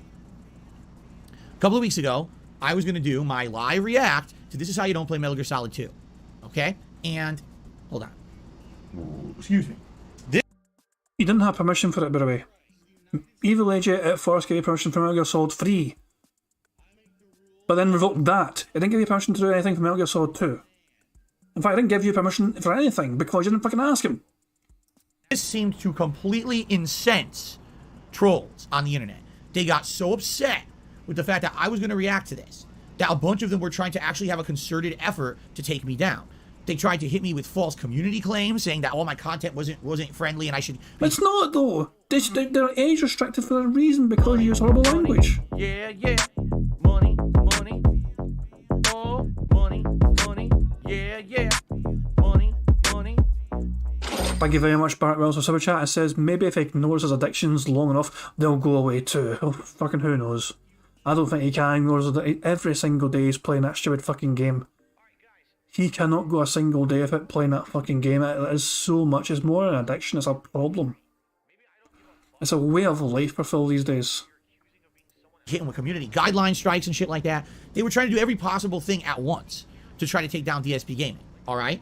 In fact, I'm absolutely sure that there was a group of people, like someone said, probably former Wings trolls, who were trying to get in line with my trolls and try to find people who would basically do illegal things to take down my channel. And I think what happened is they made the call, and this nut job who sat in the wing for months and months and months says, oh, by the way, you know, I made all these intros and shit for Phil months and months ago. No, he made them, but he did not have anything to do with it. Oh my god, Phil's actually going to fucking... This is dangerous territory, Phil. This is very dangerous territory. The guy that made you those intros did not fucking copyright strike you. In fact, afterwards he's made you more intros on a different identity that he happily used. You're a fucking idiot. You're a fucking idiot, Phil. He can't comprehend that somebody can be pretending to own something and copyright fucking strike it as their own shit. He just immediately thinks, oh, it's that fucking guy. And probably they said to him, we'll break the law then. And the person was just as much of a scumbag to say, okay, I'll break the law. And what they did is they filed a series of false copyright claims against DSP Gaming for the intros and outros that were used on my podcasts, okay? Now, could they claim anything else? No. Why? Because as I had said, those had only been used on my live streams, which are not, you know, archived or anything. Those live streams are gone once they're done and they're broadcast, you know what I mean? But it was the podcast where I archived those. Those are on demand. You can see those every day as on-demand videos that they could strike with copyright strikes. So he sat there and he literally picked out 3 or 4 different intros that he had used over the course of that month and a half, and he tried to hit me with a ridiculous amount. Now, here's where YouTube comes into play, and I will give YouTube some credit. As much as YouTube gets shit for its copyright system, it has improved over the years. YouTube will not just shut you down overnight for copyright strikes if they're all coming from one person, okay? What they do is they acknowledge the copyright strikes, but they're not going to say, we're just going to completely destroy your business because some idiot is hitting you with a ton of copyright claims. So, to put this in perspective, I received 10 claims against 10 separate videos, but YouTube only gave me 2 strikes, okay? That's good, because if they shut down my channel, now I have to clean this up, and it could take weeks, and I can't make money because someone could be hitting me with fake strikes. You see what I'm saying? That's fucked up. Now, thank God YouTube doesn't do that anymore. They used to do that. No exaggeration. Every claim would be a strike. So this would have been 10 strikes. But YouTube stopped doing that a long time ago and groups them together now, thankfully. Okay? Also, YouTube has stopped shutting down your channel from making new content during the dispute process. This didn't used to be this way. It used to be if you get strikes, that's it. You can't broadcast, you can't upload, you can't do shit. But I was able to continue to broadcast and upload during the time when I was trying to clear up these false strikes. All right? So, the second I got them, I knew what they were. I said, I knew this was probably going to happen at some point. I was hoping for the best, but now I guess the only defense I have is to counter these strikes. And sadly, what I need to do, I need to go back in time through my podcasts where this guy had done intros and outros. I need to delete them. So I did. Any remaining podcasts that had the intros and outros, I deleted. And by the way, well, who told you to delete them this time, Phil? You say it was a massive, you know, it was all the trolls' fault last time, and it's all, and my YouTube told you to delete them, and my cinema told you to delete them. No, whose fault was it this time, Phil, that you deleted all these videos? You chose to delete all these videos. This was your decision. You pulled the trigger. I should definitely emphasize this, okay? The guy probably hit me with more than that. I would guess he probably issued a copyright strike against every single time that I used his intro and outro, which would have been a month's worth of podcasts. And if that hit, then definitely the channel would have been shut down. But I think YouTube limits it. I think what YouTube does is they limit it to, say, 10. And then once you clear those up, right, then they have, okay, if there's more coming through from the same person, then get to the next batch. Because I guarantee you this guy hit me with all of them, yet only 10 applied at once, okay? So it does feel to me like YouTube has protections in place, okay? Now, something else that I want to emphasize, all right? I guarantee you that people try to hit me with false copyright strikes all the time. If you may have noticed, I don't really get affected by them that often, all right? And it's because I have a process in place that kind of covers my butt, all right? This was a situation where, how can I explain it? Basically, there's one particular situation, all right, where someone will likely get a copyright claim granted. Doesn't mean that the strike will stick or anything, but there is a situation where likely the claim will go through. However, in order not only to protect myself, but to protect my fellow YouTubers, I don't want to talk about that specific situation because it's, first of all, it's only a hypothesis. I don't have 100% confirmed evidence that it's true, but also, if I were to talk about this publicly, literally YouTube channels could be shut down overnight by people abusing this loophole in YouTube system. I think it's fucked up that it's there, but I think people have been using this for a long time to shut down YouTubers who they don't like, and I think that it's messed up that this exists, all right? And I think that there should be protections from it, but sadly, I don't think there are. I actually think this may be a loophole that people have used to shut down my own detractors, because as you know, people have been impersonating me for years, all right, on YouTube, and claiming they're me and hitting them with false strikes. And it's weird because you're like, I don't understand why they keep getting taken down, but others don't. Because I think there's a specific situation that can be abused that the strike will always stick. And that was the situation that I was facing this time around, but not other times. And that's why usually I don't get these false strikes against the channel. But again, unless YouTube is willing to reach out and talk with me or others about this and figure out how to close up their bullshit loophole, I don't want to talk about it because this could potentially lead to tons of people getting their shit shut down. I think it's fucked up that this is how it works. I really do. I don't understand how they can operate a business like this. You see what I'm saying? So anyway, I'm not going to talk in detail about that. However, what I would like to do is talk about this process that I went through to get these strikes cleared up, because it actually resulted in some of the most hilarious shit I've ever read in my entire life. Are you ready for this? You are going to get so many laughs out of this, okay? Let me actually get it open here. I really can't believe this, okay? So, when you get hit with copyright strikes on YouTube, okay, you get an email saying you got hit, and then what happens is, when you log into your YouTube channel and you go to the studio page, which is where you look at all your videos and all the content and all that shit, all right, it basically gives you a bunch of information. If you got hit with a strike, what happens is you get a big pop-up on that screen outlining the strikes you've received and all the information about them, all right? You actually have to review that information and either say, I accept that these hit, or I'd like to take action against them, like dispute the claim or contact the claimant and stuff like that, all right? So when this screen popped up for me, it outright showed, all right, all of the information of the person claiming. Not all the information, but it showed the name of the person claiming. It showed the videos that were claimed. It showed the content they were claiming in the videos, okay? Now, here's the weird part about this, okay? YouTube does not show you the actual content of the claim itself. Meaning, if this person wrote YouTube and said, I'm claiming this content because of this reason, and therefore I want it, I want a copyright strike. I don't get to see that, all right? They keep that part of it private, okay? I don't know why, but they usually keep that private, or do they? Because, ladies and gentlemen, oops, that was not what I wanted to click. That was an E3 hype train. E3 2019 hype train. Anyway.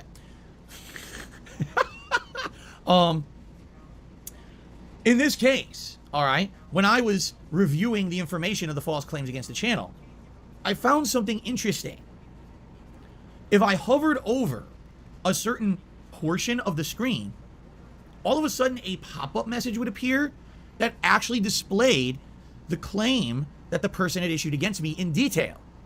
I didn't know this existed. I don't think anyone does. Usually when you get false claims, all you get is, here's what's claimed, here's the video that's down because of it, here's your options. In this case, it actually showed me the content of the claim, which I don't get it, because you're not supposed to see it, but it was there.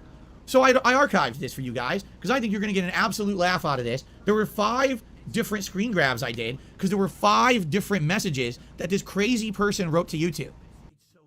I am going to go full screen for this, because I think he's going to show images.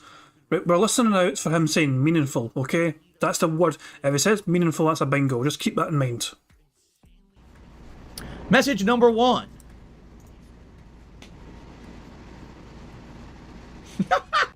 So what does this say? So, Phil, DSP Gaming, wanted intros for his content. Originally, I gave permission, but recent evidence came to light on how he scams viewers into tipping him to feed his gambling addiction. I meant to be addiction. I asked him nicely to remove my videos on his channel. Please remove my videos. Okay. We get through these. Here's the first message. I'll read it word for word. Oh shit, he's going to fucking... Sorry guys, I fucking spoiled it. Phil's going to read it for you, so my bad. Phil, DSP Gaming, wanted intros for his content. Originally I gave permission, but recent evidence came to light on how he scams viewers into tipping to feed his gambling addictions. Nothing false about that though. You fucking do. I mean, you spent over $100,000 on WWE Champions. Even Cactus Jack knows about it, pal. Oh wait, I have an initial reaction to that one.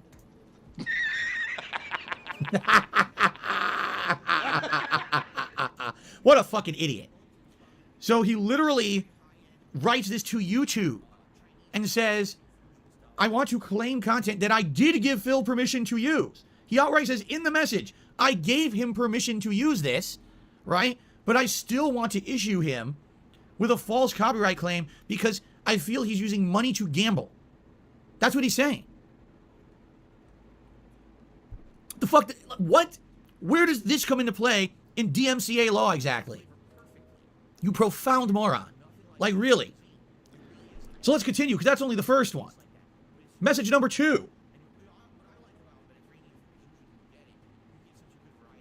I asked him nicely, nicely meaning I demand you take down not only all of your podcasts, but all of your Skyrim content and everything, because, I asked you nicely. Yeah, okay. To remove my videos on his channel. Please remove my videos from your videos because you haven't apologized. I'm rescinding my permission to use my email to him. That is not his email. Not at all. Not even close. Which kind of proves the fucking point I'm trying to say is that somebody's pretending to fucking be this guy. Somebody is fucking pretend. So the guy that made the fucking intros is not making the fucking claims, Phil. You fucking idiot. But but by the way, because he put that in quotes, it must be true. I mean, he put it in quotation marks. It's got to be real. I mean, come on. Okay, that's only number 2. I'm not done. You ready? There's more. As if this isn't good enough. There's way more. You ready? Here's number 3. Again, I'm not supposed to see any of this, but apparently it was visible to me. I can provide all original files, including the raw editing files of my intro and outro videos made in good faith, but I asked him to remove them because of DSP's actions towards his fans. Again, this guy, just reading that, it's not even a coherent thought. I own all the original files, therefore it's my content, but must be removed because of his actions towards fans. What? Like, It's obviously this guy, you know, his brain is jumbled. It's not even like a string of thought that makes sense. It's like 5 thoughts slammed together into one, right? Let's continue on.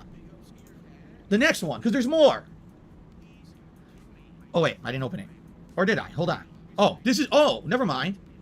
This is actually, it looks like it's the same one. It's not. I asked nicely to remove my content. I did not want him to use my work for his content anymore. He had lied to fans. I didn't want to help him with his scamming plan. Now, one other thing that we should bring up here, okay? Because we absolutely got to bring this one up. Because this is how hilarious this all is. So what this guy is saying is, oh, I've been told that he's scamming his fans for money, and that's why I want my content out of his. Except all that happened last month, right? Wasn't it last month? Oh, the big expose on Phil, and there's a documentary slamming Phil, and there's this and that, which, by the way, it's all bullshit. It's all made up. It's all hearsay. It's all fucking conspiracy theory nonsense. There's a lot of fucking evidence saying it is fucking you, and you have fucking provided zero evidence on the contrary. In fact, I mean, we've seen you with your fucking WWE champions on your fucking phone since then. The video got fucking made, you fucking screamed and shouted about it, and then when you fucking done your daily crap, we seen the phone with the game on the fucking screen. 24th of July, daily crap. I'll fucking go to that shit right now, I don't fucking care, I'll fucking... Why not? Why the fuck not? Let's go down to the daily crap. 24th of July. A day that will live in DSP infamy. There you go. You don't have to fight me. You don't have to move. Oops. It's okay. I'm doing the daily wrap. So. Well, hello everyone, and welcome to the daily wrap. If you're wondering what's going on, Jasper has once again stolen my seat. So if you're wondering what's going on, Phil has shown WWE champions on his phone, despite claiming he doesn't play the fucking thing anymore.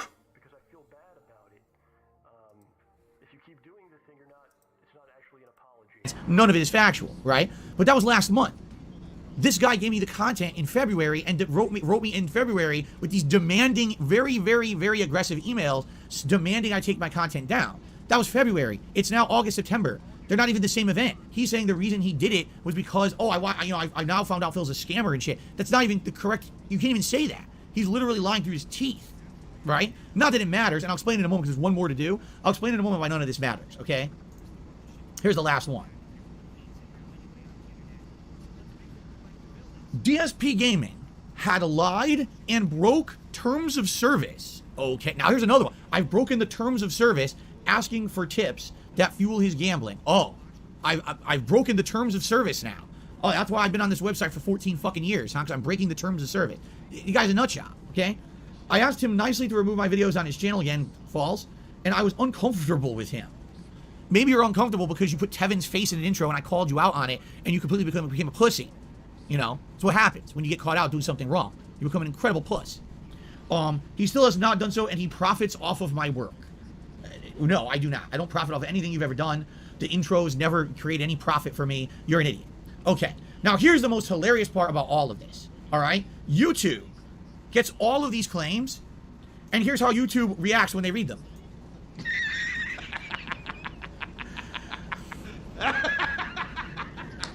Because YouTube doesn't give a fuck, all right? YouTube is an automated site. It doesn't care that you think that you don't like Phil or he's a scammer. He's broken terms of service. You could say Phil was a mass murderer. They wouldn't care. You could say Phil was the devil himself come up from hell to stick red hot pokers up the asses of everyone on YouTube, and YouTube still wouldn't care, okay? What YouTube does is they look at the situation and they try to figure out if it could possibly be a real copyright claim or not. Again, this was a unique situation, all right? Very unique situation where they could have possibly granted it. They didn't know. There's no way for them to know whether or not this is real or not. There's also no way to know if I was ever really granted permission to use the content or not.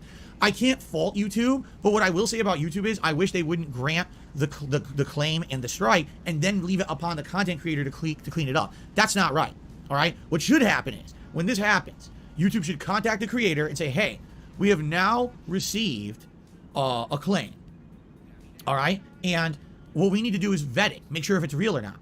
do you have permission to use the content this person is claiming? In which I would say, yeah, here you go. Here's literally every piece of correspondence I ever had with this guy through email. I can show you the entire email trail. I've archived it, and it's you know, probably dozens and dozens of emails over months of time. Here's every time where he gave me permission to do it. Here's him trying to threaten me and demand that I take all of my content down. The funny thing is, he's got zero evidence of that kind of fucking correspondence from Evil AJ because he was too much of a fucking pussy to even unblock Evil AJ and ask him himself. He kept Evil AJ blocked the whole fucking entire time and wouldn't fucking man up and ask him for fucking permission. Instead, he waited for someone else to pretend, you know, raise a question, and it didn't even fucking. And even when he rescinded that permission, Phil just fucking ran with it like a little bitch.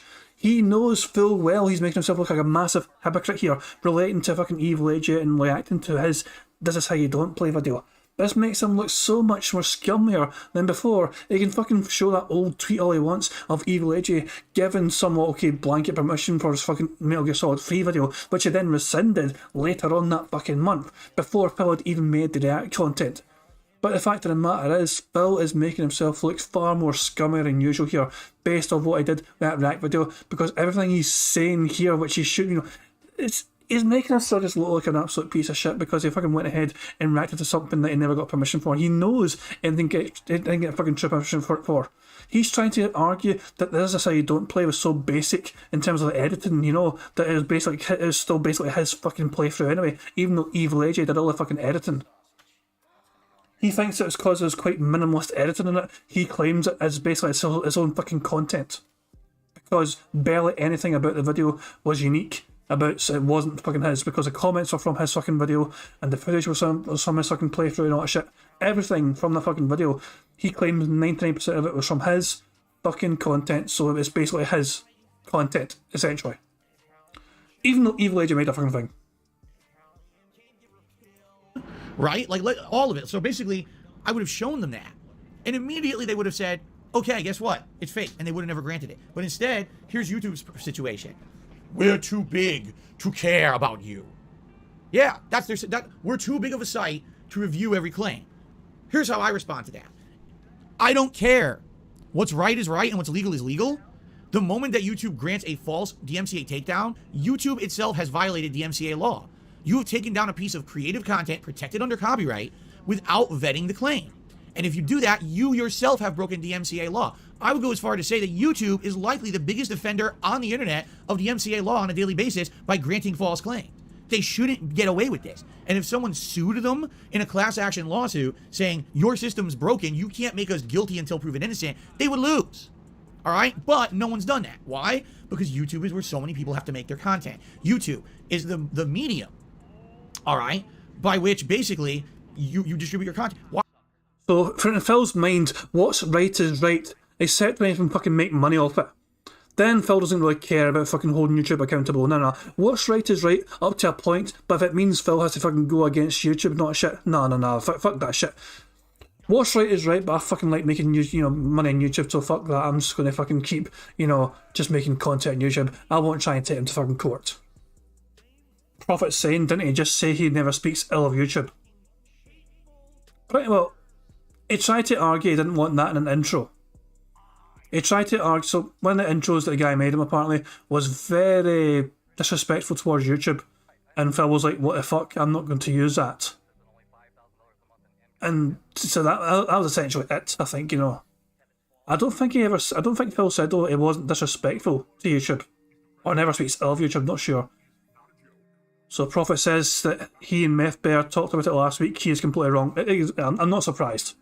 And there's Meth Bear as well. He doesn't know or care about DMCA safe harbour provision. I made a video on all the times Phil's broken DMCA regulations. I can try and find it very quickly for you guys. I mean, there's plenty of shit he's done to break YouTube terms of service. And I'm just trying to think, when did I fucking make a video? Oh, I made that video a wee fucking while ago, Jesus. How do I find it? It's been so long. It's been 84 years.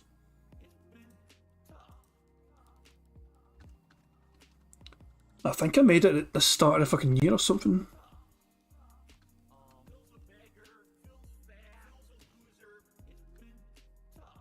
Where is it? Okay, I think I've almost found it. aka I've not found it yet.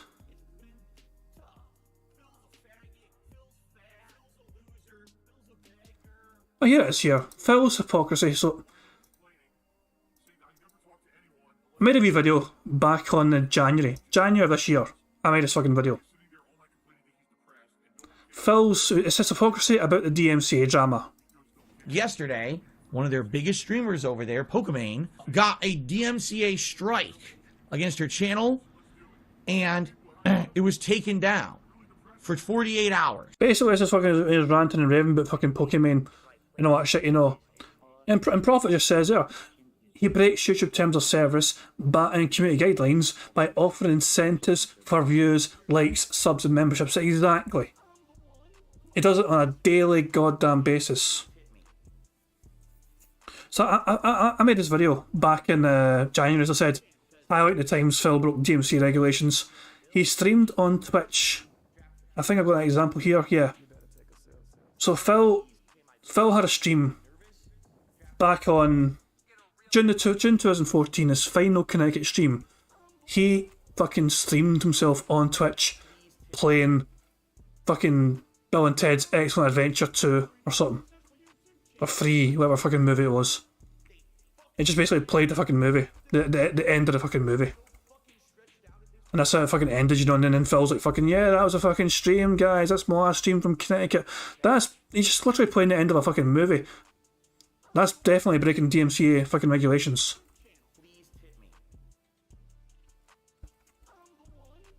What else was it? Oh yeah, he fucking played random shit as well.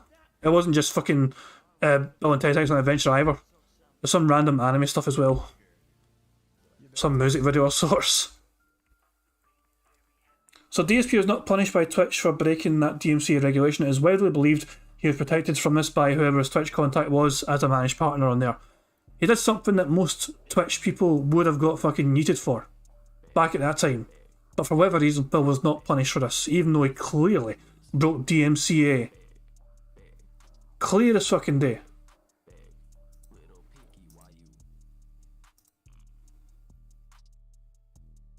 Why are you going to sue them for having an improper tool that blames you for something you didn't do when you need that venue to keep making your content and make a living? So no one's going to sue them for it, all right? Now, all this being said, okay? It's annoying because now, is there any real way for me to clear this up quickly? No, there's not. I have to issue copyright counterclaims, excuse me. They're called counterclaims. And all you do is you type up a message saying, this is nonsense, I have permission to use it, get this out of here. And then within 2 weeks, unless YouTube has evidence that the person who gave you those false copyright strikes is trying to sue you, meaning they literally go to YouTube and say, here's the name of my lawyer, here's the lawsuit. Without that, YouTube will remove the claim. And this, I learned this the hard way many years ago. Because many years ago when I was on YouTube and the first people were starting to steal my content, I will admit to you all publicly, a couple of times I attempted to take down people who straight re-uploaded my content. I'm not talking about this is how you don't play. People who did creative stuff with it. I'm talking about, essentially, people who were ripping my videos right off my channel and re-uploading to their own, all right?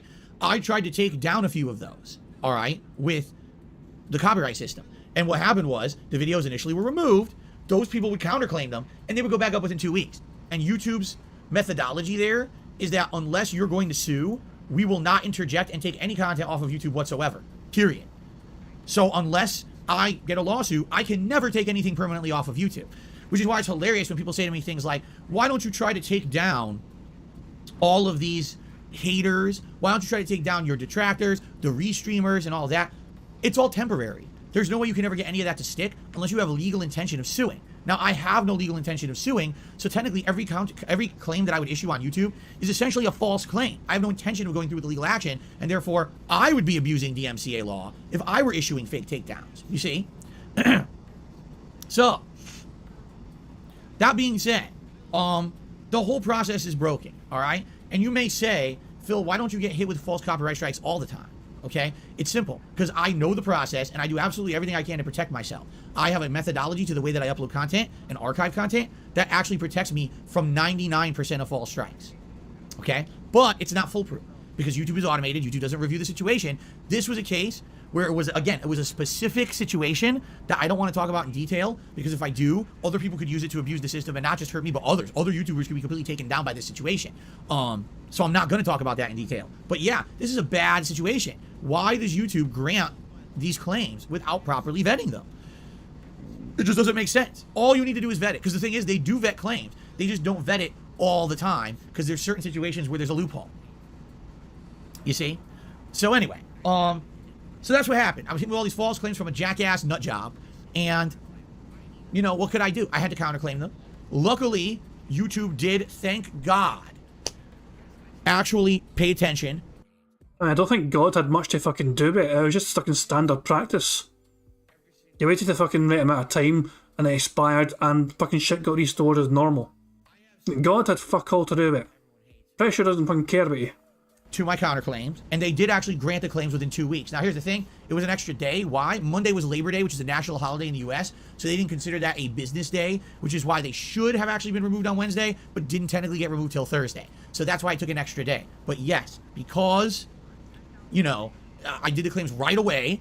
It was 2 weeks, business week, so it was 10 business days, 14. Actually, in this case, it was 15 days because of the stupid Monday. And it got cleared up, okay? So, it sucks. I don't like the system. No one does. No one likes this YouTube bullshit system. All right? But at least I can say this. In this case, YouTube did vet to the ability that they could. All right? To give you some perspective here, on Twitch, they don't vet anything. All right? On Twitch 2 years ago, I was sitting there playing the Destroy All Humans 1 remake. All right? My stream gets shut down. Copyright claim from the game developer. Huh? Of course it's fake. But Twitch didn't even care. They didn't even look at all. June 2014, Phil literally on Twitch played the end of a Bill and Ted fucking movie, as well as a bunch of other stuff. I he played the Muppet stuff as well, like clips from the Muppets. He literally just played stuff they had no right to fucking play on his channel, because it was his final fucking stream from Connecticut. This was on Twitch, and Twitch didn't do a fucking thing to punish him. It's all very well fucking, you know, bitching and whining and complaining about Twitch, but they protected your ass for years, Phil. For fucking years, they protected your ass despite you fucking flaunting the rules every fucking possible opportunity. They finally started fucking doing things properly, and that meant you were fucked because you break so many fucking terms of services on a regular fucking basis. A platform finally did something about it, and you couldn't fucking handle it. I'm going 2 times speed. I'm going 2 times speed. I'm going 2 times fucking speed. I've had enough of this fucking guy. At the claim. They just granted it. Without even figuring out if this person really works for the company or not, they just granted the false claim and then removed it later. That's how Twitch is. Twitch is an insanely bad business, all right? Having been there for several years, here's what I can tell you about Twitch, all right? They like to add innovations, and they like to do things that are very, very positive in different ways. They're a progressive website, which I have no issue with. You want to push certain groups being highlighted on your site and getting attention? Go for it. I don't care. You know, I really don't give a shit. I just like staying in my lane and doing my own thing, all right? But Twitch, basically, is the most poorly ran business I've ever seen. They don't even have full-time mod staff that they pay. They have a bunch of fucking volunteers who do moderation work, who erroneously flag you for things you didn't do, they just apologize and remove it later on in the day, all right? They're a joke. They're an afterthought. There's no major focus on Twitch. It's a profitable business, but it's like a drop in a bucket that is Amazon. So on Twitch, they don't give 2 fucks about you or anything. In a moment's notice, you're out of there. That's what happened to me. I mean, they didn't outright ban me, but you're out of the partner program. Why? Hate speech. Prove it. No, we don't have to. Actually, yeah, legally you do, because I have a legal agreement with you that says that you can't kick me out unless there's a good reason. Prove it. They didn't. I can sue them right now if I wanted to. Not going to. I don't have the money or the means, all right? But that's how they are. On YouTube, at the very least, even with their automated systems that I don't agree with, look, they did protect DSP gaming. Likely, this guy claimed more than 10 videos. This guy probably claimed 20 to 30 videos. They only granted the 10, then they grouped those into only 2 strikes instead of 3, so the channel didn't get shut down. They allowed me to continue to broadcast and make content and make a living during this time frame when all this was happening. You know, on Twitch, it's done. You're gone. Bye. Shut off your channel. Shut off everything. You're done. They don't give a fuck. At least YouTube has evolved over time to not 100% do this kind of bullshit, okay? Now, what's funny is, I'm absolutely aware that there are people who've been outright kicked off of YouTube, okay? I'm absolutely aware of this, and it was like instant. But those people are basically the exception to the rule, and it's because they did really dumb shit. You hear that, right?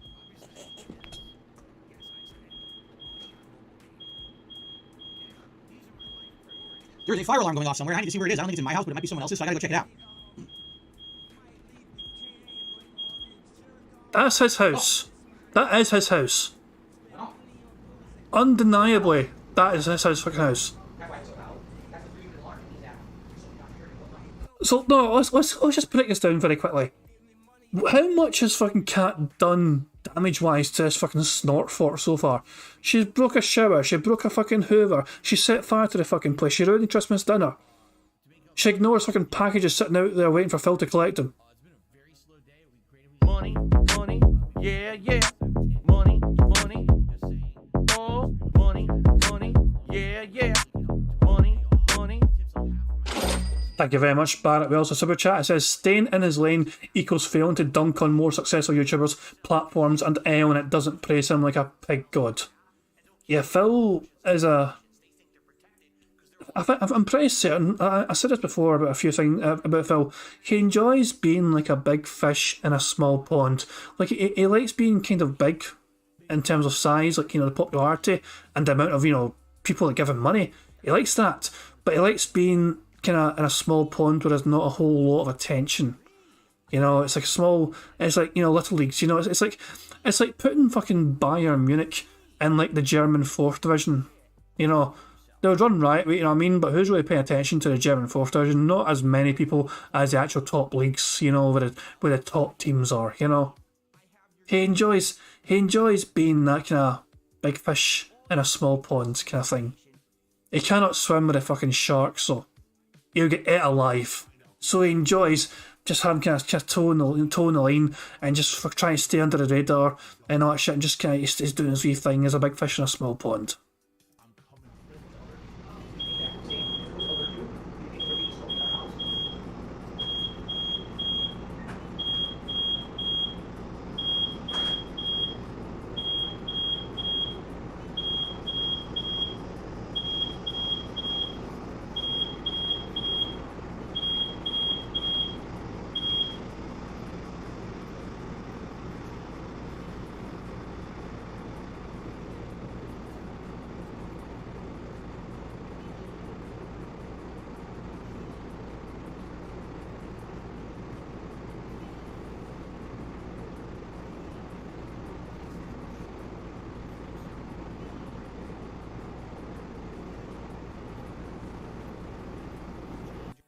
Was it actually the fire alarm, or was Cat just walking backwards?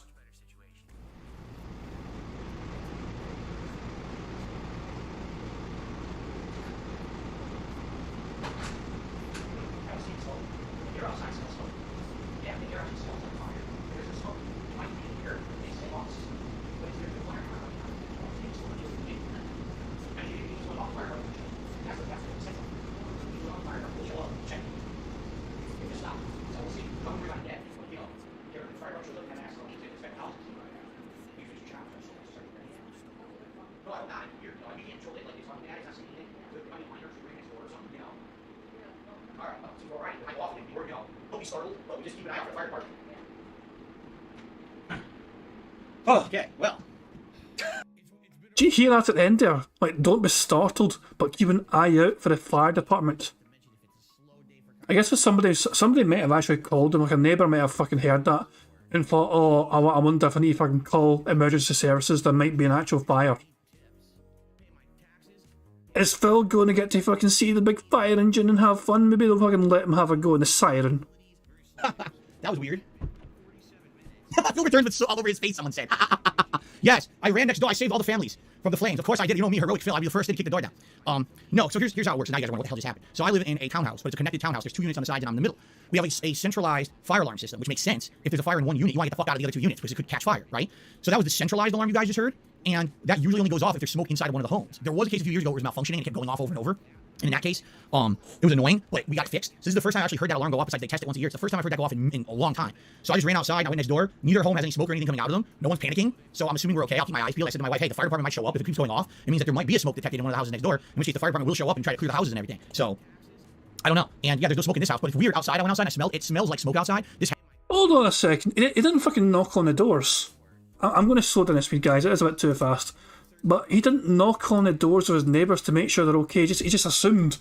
Like, there's no sign of smoke. It's probably fucking fine.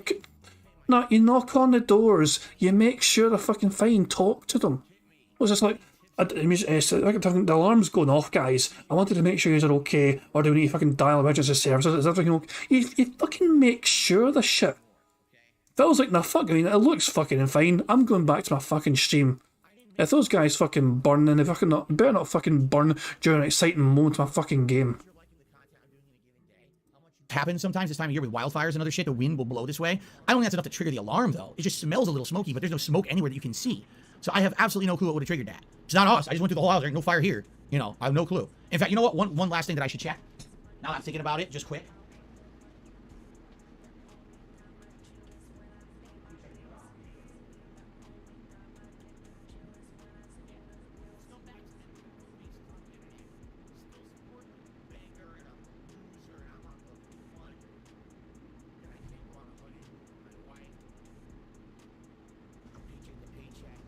That's an excellent point as well, Prophet made. We could actually see Phil the whole time. He didn't go outside. I think he just looked outside his window to see if anything else was on fire. Okay, guys. All right.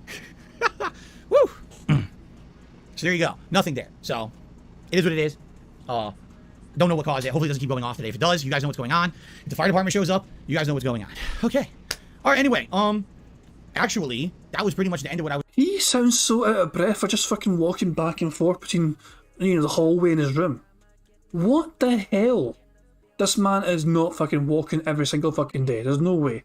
He is still unfit as all hell. I was going to talk about with the false copyright bullshit, all right? So here's the thing. Let me summarize, and we got shout-outs to do. Well, let me just summarize. False copyright issues can happen at any moment. Anywhere. Because these businesses care more about protecting themselves than protecting you. Okay? They don't care about you or your business. They don't care about the person who makes content. They don't give a shit. They just don't want to get sued. So in YouTube's mind, okay, we put some protections in place so your whole business won't get shut down if someone hits you with these claims, but at the same time, we don't give two fucks about what they say, what they claim. We just want it cleared up, and we have this process that's automated, set in place, and that's all we care about. We don't even want to step in and have anything to do with it. We're not here to judge what's legal, what's not. We're just here to basically be paper pushers and do this legal process and then get it closed, okay? So it sucks because, yeah, everyone who ever uses YouTube is at risk. Literally every single person, all right? Like I said, I've done my best to try to put protections in place so that I don't get negatively affected. It's worked for the most part, but there's always going to be situations like this one here where a little bit of bullshit crawls through. I can't be foolproof. No one can. Literally, no one can be fully protected on YouTube from these issues, okay? But thankfully, I've been there, done that. I've been down this road before, and as I told you guys, I have redundancies in place. If something were to ever happen where this channel would automatically get shut down for some bullshit like this, I have other places to go. I'll still stream. I'll still upload and make content for you guys. It's not going to end because someone's abusing the law, all right? These people will never win over me. I've been doing this for 14 fucking years. I'm not going to allow some idiots to fuck with me. No, I'm not going to be deleting my entire fucking channel. This is ludicrous nonsense, okay?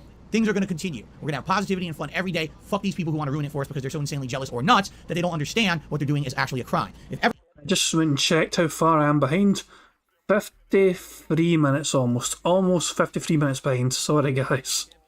they were to be caught and be thrown behind bars. There's no other explanation for it. You would go to jail for this kind of shit. It's a crime. But as we spoke of last week, sadly, the internet is still the Wild West. It's as if you get away with whatever you want on the internet. You can put your real information out there, commit a crime, still no one can come after you for some odd reason. All right? But I'm not going to be deterred. I'm not going away anywhere. We're staying put right where we are, and we're going to have a lot of fun making content every single day and having fun interacting. And fuck these pieces of dog shit who think that they can bring me down. They're never going to. Thank you. Okay. Let's do shout outs. We've got a million of them. So we start off today with Green TP3, who became a channel member. Thank you, Green TP3. Jared Walsh became a channel member, re-upping his membership for 8 months, and he says, Trolls, what did you do to you? Not sure what that means, but thank you, Jared. Soul Potato re-upped their membership for 9 months. It says, Trolls have lost. Willow re-upped their membership for 2 months. It's my birthday today. Happy birthday, Willow. I hope you have a good day. If you choose to chill with me all day, great. If not, I hope you have a great day celebrating however you choose to. Jade also re-upped his membership this morning for 16 months. And I'm here today, but I'm gone tomorrow. I'll see you Sunday. That's right, because you said you're going to the casino tomorrow. I wish you luck, but chill with us today. Good to have you. Marxist Carl was the first super chatter of the day. He says, make a separate DSP Shorts channel and grow it. The thing is, there's no point to doing that. The whole point of the Shorts is supposed to be to emphasize and promote the content on this channel. Why make a separate channel for that? I don't even care. If I did a Shorts channel, what's the point? Really? My Shorts, listen to me. My Shorts are never going to get 1 million views. Never. Even if they get 1 million views, you make $5. Okay? There's no point for me putting time and effort away from my business for a hobby that will get nothing. But if I use a little bit of extra hobby time to emphasize the business, so use those shorts as a way to bring people to this channel, as instead of focusing all my effort on something separate, nothing's ever going to come of it. You know what I'm saying? So no, I'm not going to do that. That's ridiculous. I'm going to focus on this. Okay? Congratulations, fan of Lovecraft. His PS5 has arrived. That is awesome. Let's see here. Play Kingdom Hearts to the super chat saying, let me see your feet. No. They did another super chat says, I don't care what games you play. Let me see your feet. No.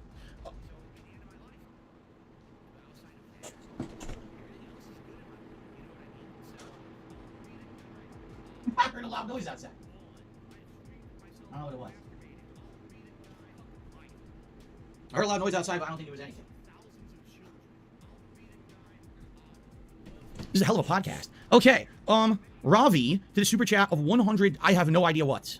I don't know what currency that is, but thank you for the super chat, Ravi. Matthew did a super chat, $10 super chat. Thank you, Matthew. He says, I bought Splatoon 2 and 3. I never played the first one because I never have a Wii U, but I have to play the first one. What do you hope to hear from the Disney and Marvel Game Showcase? No. First of all, even though, yes, there's a story, there's no story. And what I mean by that is it's not a story-based game. It's about online multiplayer. There's absolutely no reason whatsoever to really care that much about the story. The story is usually used to implement the gameplay mechanics of the game. It's not like, oh, there's a really interesting RPG-like epic story with characters you need to know. No. You don't even need to play the single player. If you skip the first one, but you're playing the second, you've seen what you need to see. From what I understand, they're very similar. And 3, again, it's kind of along the same vein as the first 2. I don't think you really missed out on anything by not playing the first one, just being honest. Holstered Honey Buns has done a super chat and says, who's smoking the Cali Kush? Not me, but maybe some of you are. Enjoy. Real Take Sports has done a super chat and says, "You're a one-man show, sticking it to many. Congrats. Thank you so much to Real Take Sports for the super chat." Whoa. There we go. Very good. Now on the tips side of things, we start off today with, well, hold on. There's so many tips that I have to scroll down. That's a rarity on the podcast. Our first tip of today is from an anonymous tipper who tipped $2. So one amazing thing I've heard about Queen Elizabeth II, she joined the Auxiliary Territorial Service during the Second World War and was a troop. Yeah. Money, money. Oh, money, money. Yeah. Money, money. Thank you very much, Mythbear, for the tip. It's my first tip of the night. Thank you very much. He says in the tip, Cat's sister moved in and set off the alarm. Brazy Mammal got a smoke Gdanka's Godfather OG. I mean, it's possible. It's possible. I mean, I personally didn't think, that Phil didn't give a shit about Cat's family. Just like Cat doesn't really seem to give a shit about her family. She has a homeless mother and a homeless sister, and she was like, yeah, whatever. I'm eating potatoes. I'm fine over here. Let me just break this fucking Hoover and this shiver. I'm good. But no, I mean, who knows? Of course we never fucking get to see anything in a snort fort anymore. Who the fuck knows who's in that fucking house? It is big enough for more than 2 people. It is big enough for like a whole, family of like 5 or 6 altogether. It could be. But it's just one of those things. It'd be funny if fucking Cat Sister moved in, fucking making OnlyFans from the snort fort. That'd be hilarious as shit, man. Driver and mechanic for the British Army. Again, I don't know anything about the Queen. Not living in the UK, it's kind of very unique because you hear nothing. I mean it, like you hear absolutely nothing besides gossip and shit on fucking gossip channels and stuff. But it's unique how in the UK and other places in the world, it's like the biggest thing, like they're the biggest celebrities, and I hear like no one cared. Seriously, I don't know anything about it. But thank you for the $2 tip, and the rest in peace to the Queen. An anonymous tipper to the $1.50 says, can't attend the stream because of work today. Here's a tip. To get good with the gyro, control the camera with the stick as normal, but use gyro for small aim adjustments. Once you get the hang of it, it's almost accurate as a mouse and keyboard. So what you're saying is you use the thumbstick to move the camera around, but then you use the gyroscopic controls built into the controller. And I know the Pro Controller has gyro built in. I'll have to try that out. We'll see how it works. Okay. Alex from Phoenix is tipping $3. So far, that's the biggest tip.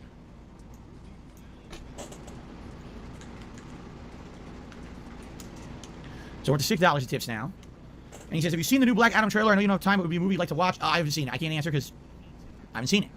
An anonymous $5 tipper now says, have a fin, Phil. Have a fin. Have a fin. I think they probably want to say have a fine day or have a fine stream and it cut off or something. I don't eat fin. I know some people eat shark fins, like shark fin soup. That's not for me. But thank you for the biggest tip of the day so far. Have a fin. Okay. Third Eye the Fourth tipped me $1.50 and says, hey, Phil, I'm glad to hear you are not a boring person and who likes variety. Hope you will play Atelier Sophie 2 soon. Thank you for the tip. Mr. Poopy Pants tipped $1.50. So would you do a walk around or workout stream or try the hot tub meta like on Twitch? No and no. Thank you for the tip.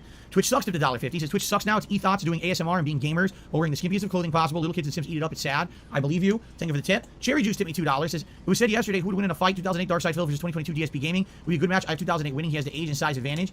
You were an idiot. I already explained the other day why that's not even possible. All right, again, let's talk about 2008 Phil versus 2020. It's a fucking hypothetical scenario. And yes, 2008 DSP would probably fucking crush you. And we can tick off $15+ in tips. That is another double bingo. We are 1 away from a full house.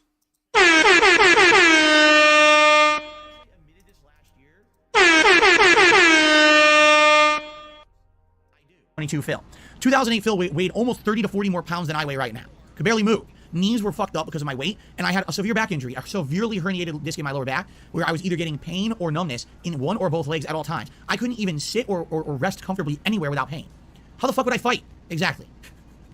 I could barely move. Really, I was pretty much in pain all the time. And it's funny because it's weird to say that was 14 years ago, and I'm in better shape now than I was back then. I absolutely am.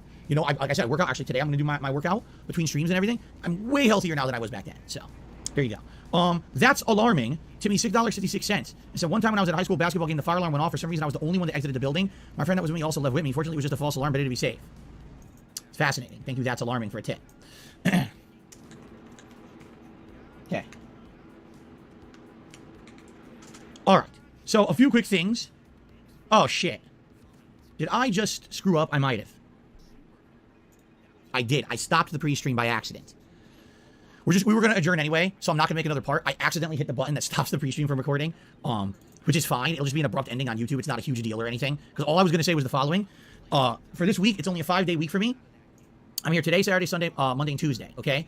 This week, obviously, the first thing that we'd like to do is hit the members' goal if possible. If you're not a member, all right, or if you were considering gifting memberships to help the channel, now would be a great time. This weekend, we're going to have some new games balanced in with stuff. It's going to be a great weekend for that. If we hit it, that'd be amazing. That'll lock into the Halloween event and it'll lock into a React event by the end of this month. It will be a great time to do that, all right? So if you're waiting or holding off to gift memberships to the channel, all the copyright shit's done. Feel free. There's no risk right now at all. Please go for it, all right? And I appreciate that. Now, another thing, again, tips. Yes, tips are going to be very important this week. I only have a 5-day week to raise enough tips for my day off on Wednesday. So tips are greatly, greatly appreciated during this time frame, all right? Lastly, bubbles. We have 136 likes. Let's get bubbles blowing.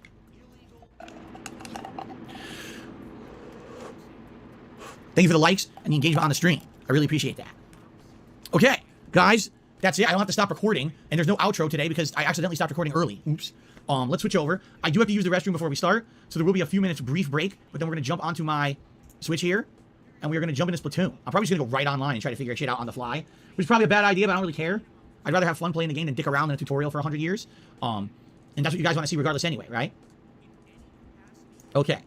All right, so Phil's alarm to me $1.50 says, don't rip out the alarm like you did in your apartment. I will not rip out any alarm. Don't worry about that. I couldn't anyway. This one's built into the walls and shit. I'd have to take a sledgehammer to the wall. All right. So, ladies and gentlemen, let's take a brief break. It'll just be a few minutes. I'm going to use the restroom. When we come back, we're jumping right into Splatoon 3. Check it out, see what it's all about. Thank you for listening. Great podcast today. I'll be back shortly. Thank you, and see you in just a couple minutes. So, let me fast forward to when Phil gets back from his break. I'm pretty sure that we'll catch him very easily, because we're fucking like 50 odd minutes behind. I do bingo until he hits record for his gameplay. The game ends when he fucking starts recording for gameplay.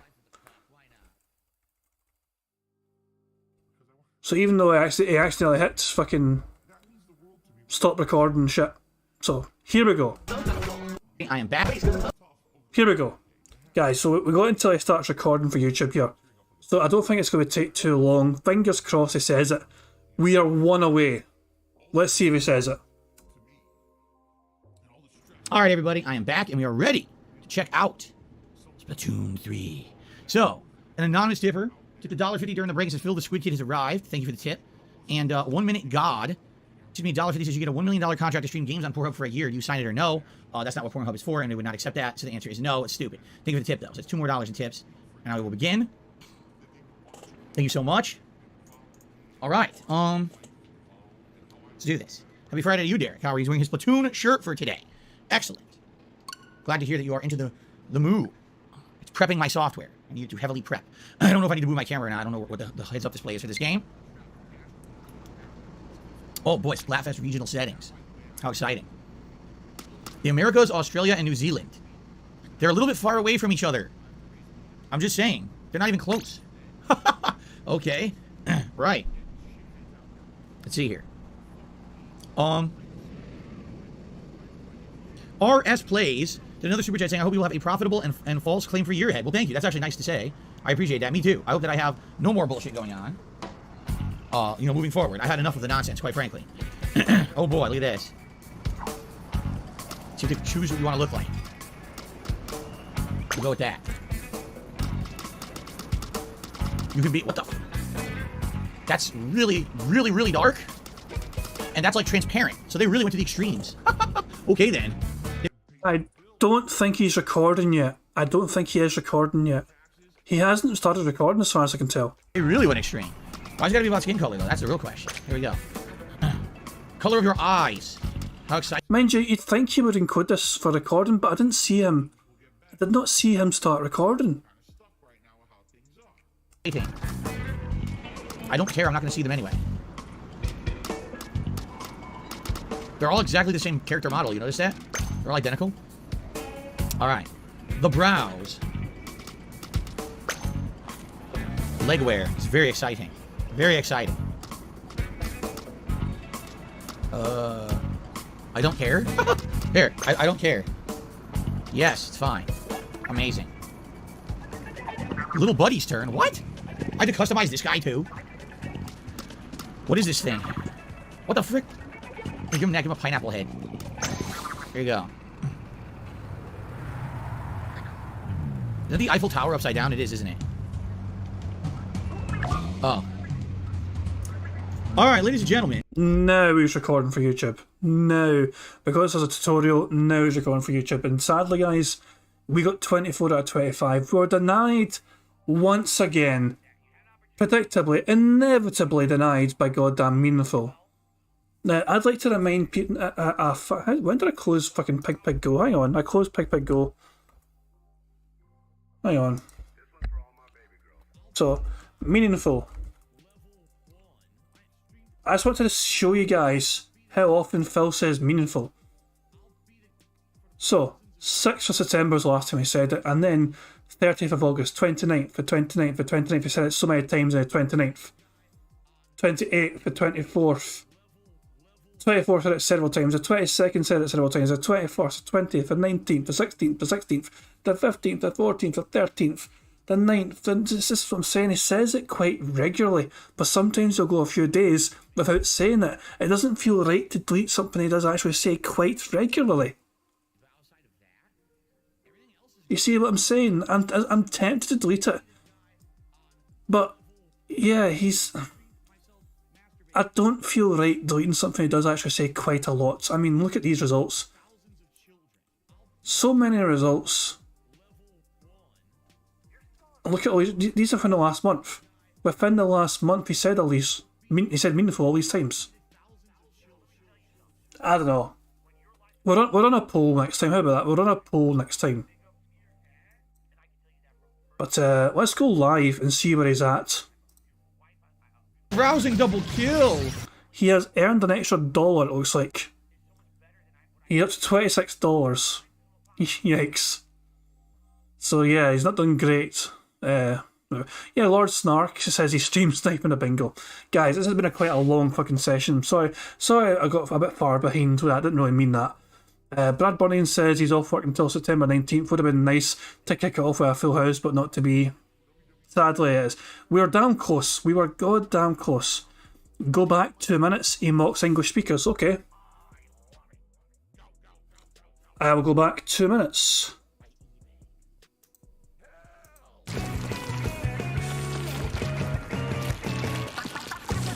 This is like a skateboard. You don't know what they're saying.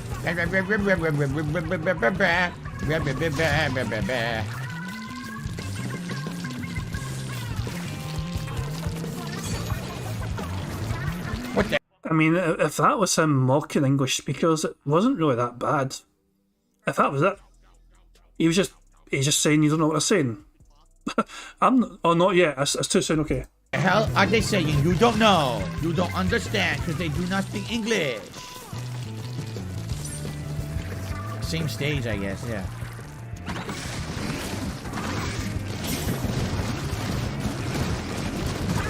Got him. Fairy's Brew. Got him. Froggy. Got Fairy's Brew and Froggy. Yeah, I don't think it's that bad. I don't think it's that bad, to be honest. Okay, we're going to end things how we always end things, guys. Thank you very much for joining me. I do appreciate it. Thank you very much for the subscriptions, the super chats, the tips as well. I do appreciate it very, very much. I do hope you enjoy the starter or the end of your Friday. Hopefully it's the start of a good fun weekend for us all. I will be back with some more DSP Bingo tomorrow if you wish to join me then, and hopefully we can get a full house tomorrow. Until then, let's all enjoy some notorious PIG contributions made by the excellent Pixar animations. But yeah, guys, thank you once again. I really do appreciate everyone's support and help for the bingo card tonight. Sadly, it was not to be, but you guys were awesome tonight, honestly. At times we thought we were fucking missing things. We went back, we made sure we kept each other right. We kept each other right with the bingo card, and it nearly resulted in a full house. We'll do a poll next time, okay? At the start of our next stream, I'm going to do a poll on Meaningful, whether we should get rid of it or keep it. I think it's fair to let us all decide, to let the whole chat decide. So make sure you turn up on time if you want to have a say, or if you want Meaningful to stay in the fucking rotation or not. But until then, that's for tonight. This is the end. Hope you all have an enjoyable start to your weekend. Have a good one, guys. Peace out. On September 14th, a pre-authorized payment of $16.51 from PayPal.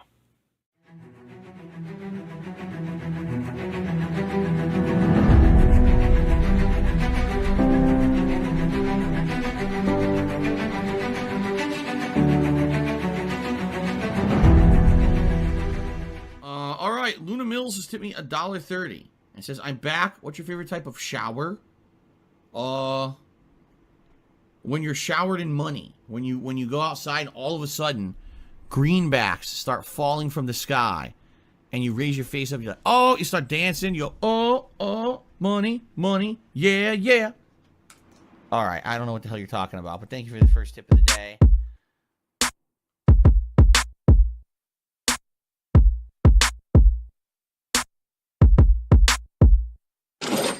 Money, money, yeah, yeah. Money, money, oh, money, money, yeah, yeah. Money, money. Money, money, yeah, yeah. Money, money, oh, money, money, yeah, yeah. These contributions are mandatory. Money, money, yeah, yeah. Money, money, oh, money, money, yeah, yeah. Money, money, money, money, yeah, yeah. Money, money, oh, money, money, yeah, yeah. These contributions are mandatory.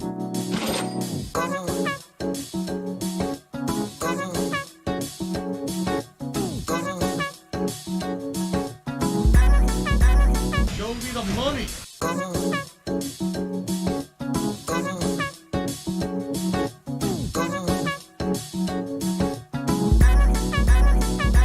Free. Money, money, yeah, yeah. Money, money, oh, money, money, yeah, yeah. Money, money, money, money, yeah, yeah. Money, money, oh, money, money, yeah, yeah. These contributions are mandatory. And it's gone, just gone like that. In an instant, fucking gone.